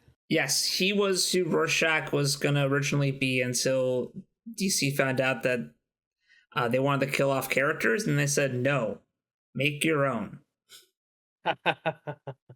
So the Question is essentially Rorschach without the Rorschach face. Yeah. And you could argue that that face does a lot. It do. It is a better character design. Yes. And I say the Question was because that question's dead. The new Question is Renee Montoya. And this is her new series in the DC All-In Initiative. So basically during DC All-In Special, which established the Absolute Universe and then the new status quo for DC, where they set up like, hey, the Justice League has a big fuck you space base now. There was one part of it that was really cool to me, where they were like, and this is the Question. She handles security. Anyway, and I was like, wait a minute. Who is this and why are they in charge of Justice League security and it's not Batman? You see, now you're asking the right question. So that one like part of the comic stuck with me, and then I heard that she was getting her own series about basically being the police on the Justice League base. Interesting. And I was like, one copy, please. Yeah, really. So I picked it up and I read it. And I will say it is very interesting. I mean, it's doing a lot. So we have to like, since it's the All-In Initiative, we have to like, okay, we're going to assume you've never read this person before. Here's kind of their backstory. Here's why they're here. Okay, here's their team. And here's what they're going to be doing. Go. And it's a lot for like 30 something comic book pages. Oh, sure. It's a lot of shit to cram in there. So this kind of sets the tone. She has a team. It's some guy, I forget his name, but then also she has Blue Beetle on her team and Batwoman, Nice. who also happens to be her ex. Oh no. So we got some drama there. Damn. So yeah, interesting so far. I think it's I really want to see where this goes. It's I like, this is an unknown, at least for me, character, kind of giving him a chance. I like the fact that they're they were the inspiration for Rorschach. That's funny. That is great. So yeah, so and also like the idea of like, hey, the Justice League has a space base. This is the person who's in charge of security there. Is like a really fun idea. Yeah, I mean, listen, I'm a big fan of Deep Space Nine and Odo, so I'm sold. Yeah, Babylon 5. Yeah, probably. Probably, you probably would be. So yeah, that's what I start. I don't know if I read anything else this week. That might have been it. I was just going through Batman. I think I bought like a box to organize my comics. Wonderful. I started the new current Batman run, issue 153, I think. Legacy issue 918. Oh. Yeah, they have like the new numbering. They have the, if we were counting for a long time, numbering in like smaller text. Very, very odd. And they just started doing that. Oh. That wasn't a thing before this issue. Helpful. Yeah. I guess they're trying to, I don't know. But that was good too. I'm kind of in the middle of a story-ish. Like Harvey, or not Harvey, Gordon is like a private detective. Some guy I don't know is in charge of, is like the mayor. It's funny, the question talked about like a certain person in Gotham who took her job, and that's why she's going to the tower, the Watchman, or the Watchman Tower, the Justice League Tower. And then that person shows up in this comic, so hey, it's Gotham stuff's intertwining. Ah, very good. So I'm getting sort of the Gotham look, but yeah, that's interesting so far. Not much to say. Just yeah, that's my DC plunge. Very nice. Been Seems going like great. you're expanding out into the main line. God help you. Yeah, well, it's nice that the all-in was like, hey, you could start here and not know anything else that happened. That is good. It's nice to have a jumping. Yeah, which is a small lie, but it's a lie I expected. Yeah. Because issue 153 of Batman's like, hey, remember the Court of Owls? And I'm like, I will. Eventually. You are seeing all of time. I do feel like I am Lisa Nagaib. You feel like you got Sand. And then I got magic powers, I guess. Yeah. Oh god. I can't wait for the continued journeys of Desmond, Idaho. My favorite OC. It's oh man. It's really good. God save me. And they made this go from a Max to an HBO? Okay. It's a bold choice.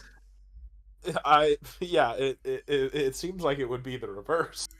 Yeah, I think this would be good as a Max. It's like, oh, okay, that my expectations are tempered. I think when they called it at HBO, I got a bit more excited.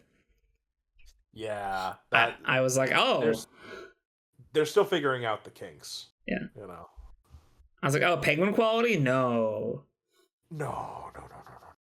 We're in like season 6 Game of Thrones. Not good. But with a bit less money. Yeah. Real not good. It's not totally terrible, but there is the bad pussy. Fuck me. Oh, I forgot. How could you? Anyway, guys, this has been a long one to make up for the fact that we were gone. There was so much to say. There was like 5 Asylum movies. There was. Yeah, we'll be a little bit back to normal next week. Yeah, man, and I'm excited. This week I got Absolute Wonder Woman comes out tomorrow. Justice League Unlimited comes out tomorrow, which is the one that takes place in the tower that the question's at. Oh. So I'm gonna pick those up. Probably that's it. Well, Power Girl also comes out, but I haven't read the one I got last week, so I can't really. I want to commit too hard. I'll get to watch part 2 of a Korean film that I watched these last 2 weeks that I'll maybe talk about next week. Oh yeah, I'm halfway through watching Everything Everywhere All at Once. For the first time? Yep. Yo, real quick, what do you think? I finished part 1, so I have like 50 minutes left. Okay. So my current thoughts, again, I'm like 3 days removed because like some shit happened, Sure. and also Arcane came out, Yeah. and that took precedent. So far, it's all right. I feel you. Right, all right. I'm wondering if the thing that makes it the best movie ever is in the last 50 minutes, because so far I'm whelmed. Why do you hate Asian American? I was already shitting on John M. Chu earlier, all right? Which is funny because there's like a bit in Everything Everywhere All at Once where they show Michelle Yeoh at the premiere for Crazy Rich Asians.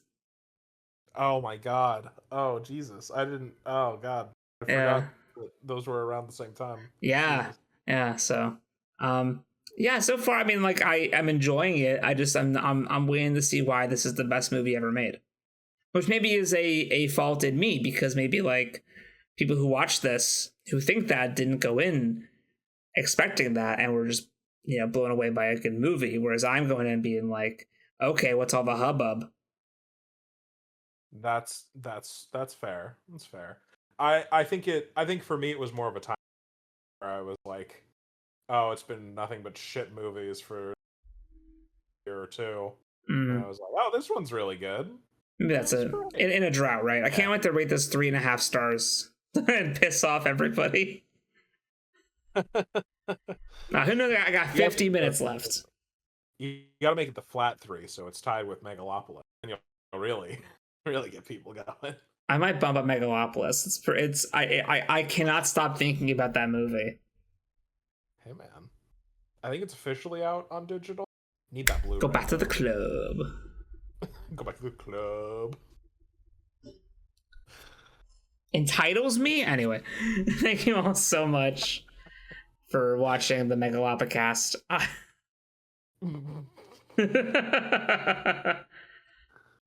The amount of times I reference that movie is bad. Like in my daily life, I'll just be like, I got a headache. If I had some megalon particles, I could fix my head. Fuck. Oh. I've been Sal. I will continue to be. And I'm Caesar Catalina. Hey, a quick question real quick before we stop. Do you think Adam Driver will be great in a Dune movie? I think Adam Driver will be great. Yeah, that's not Star Wars. Yeah. Think he'll play like a little freak? Yeah, there are many. He could be fuck, what's his name? He could be Leto the Second. Yeah, or he could be the Stop! My cat's trying to get to my Rebel Moon bag of pins I have to open.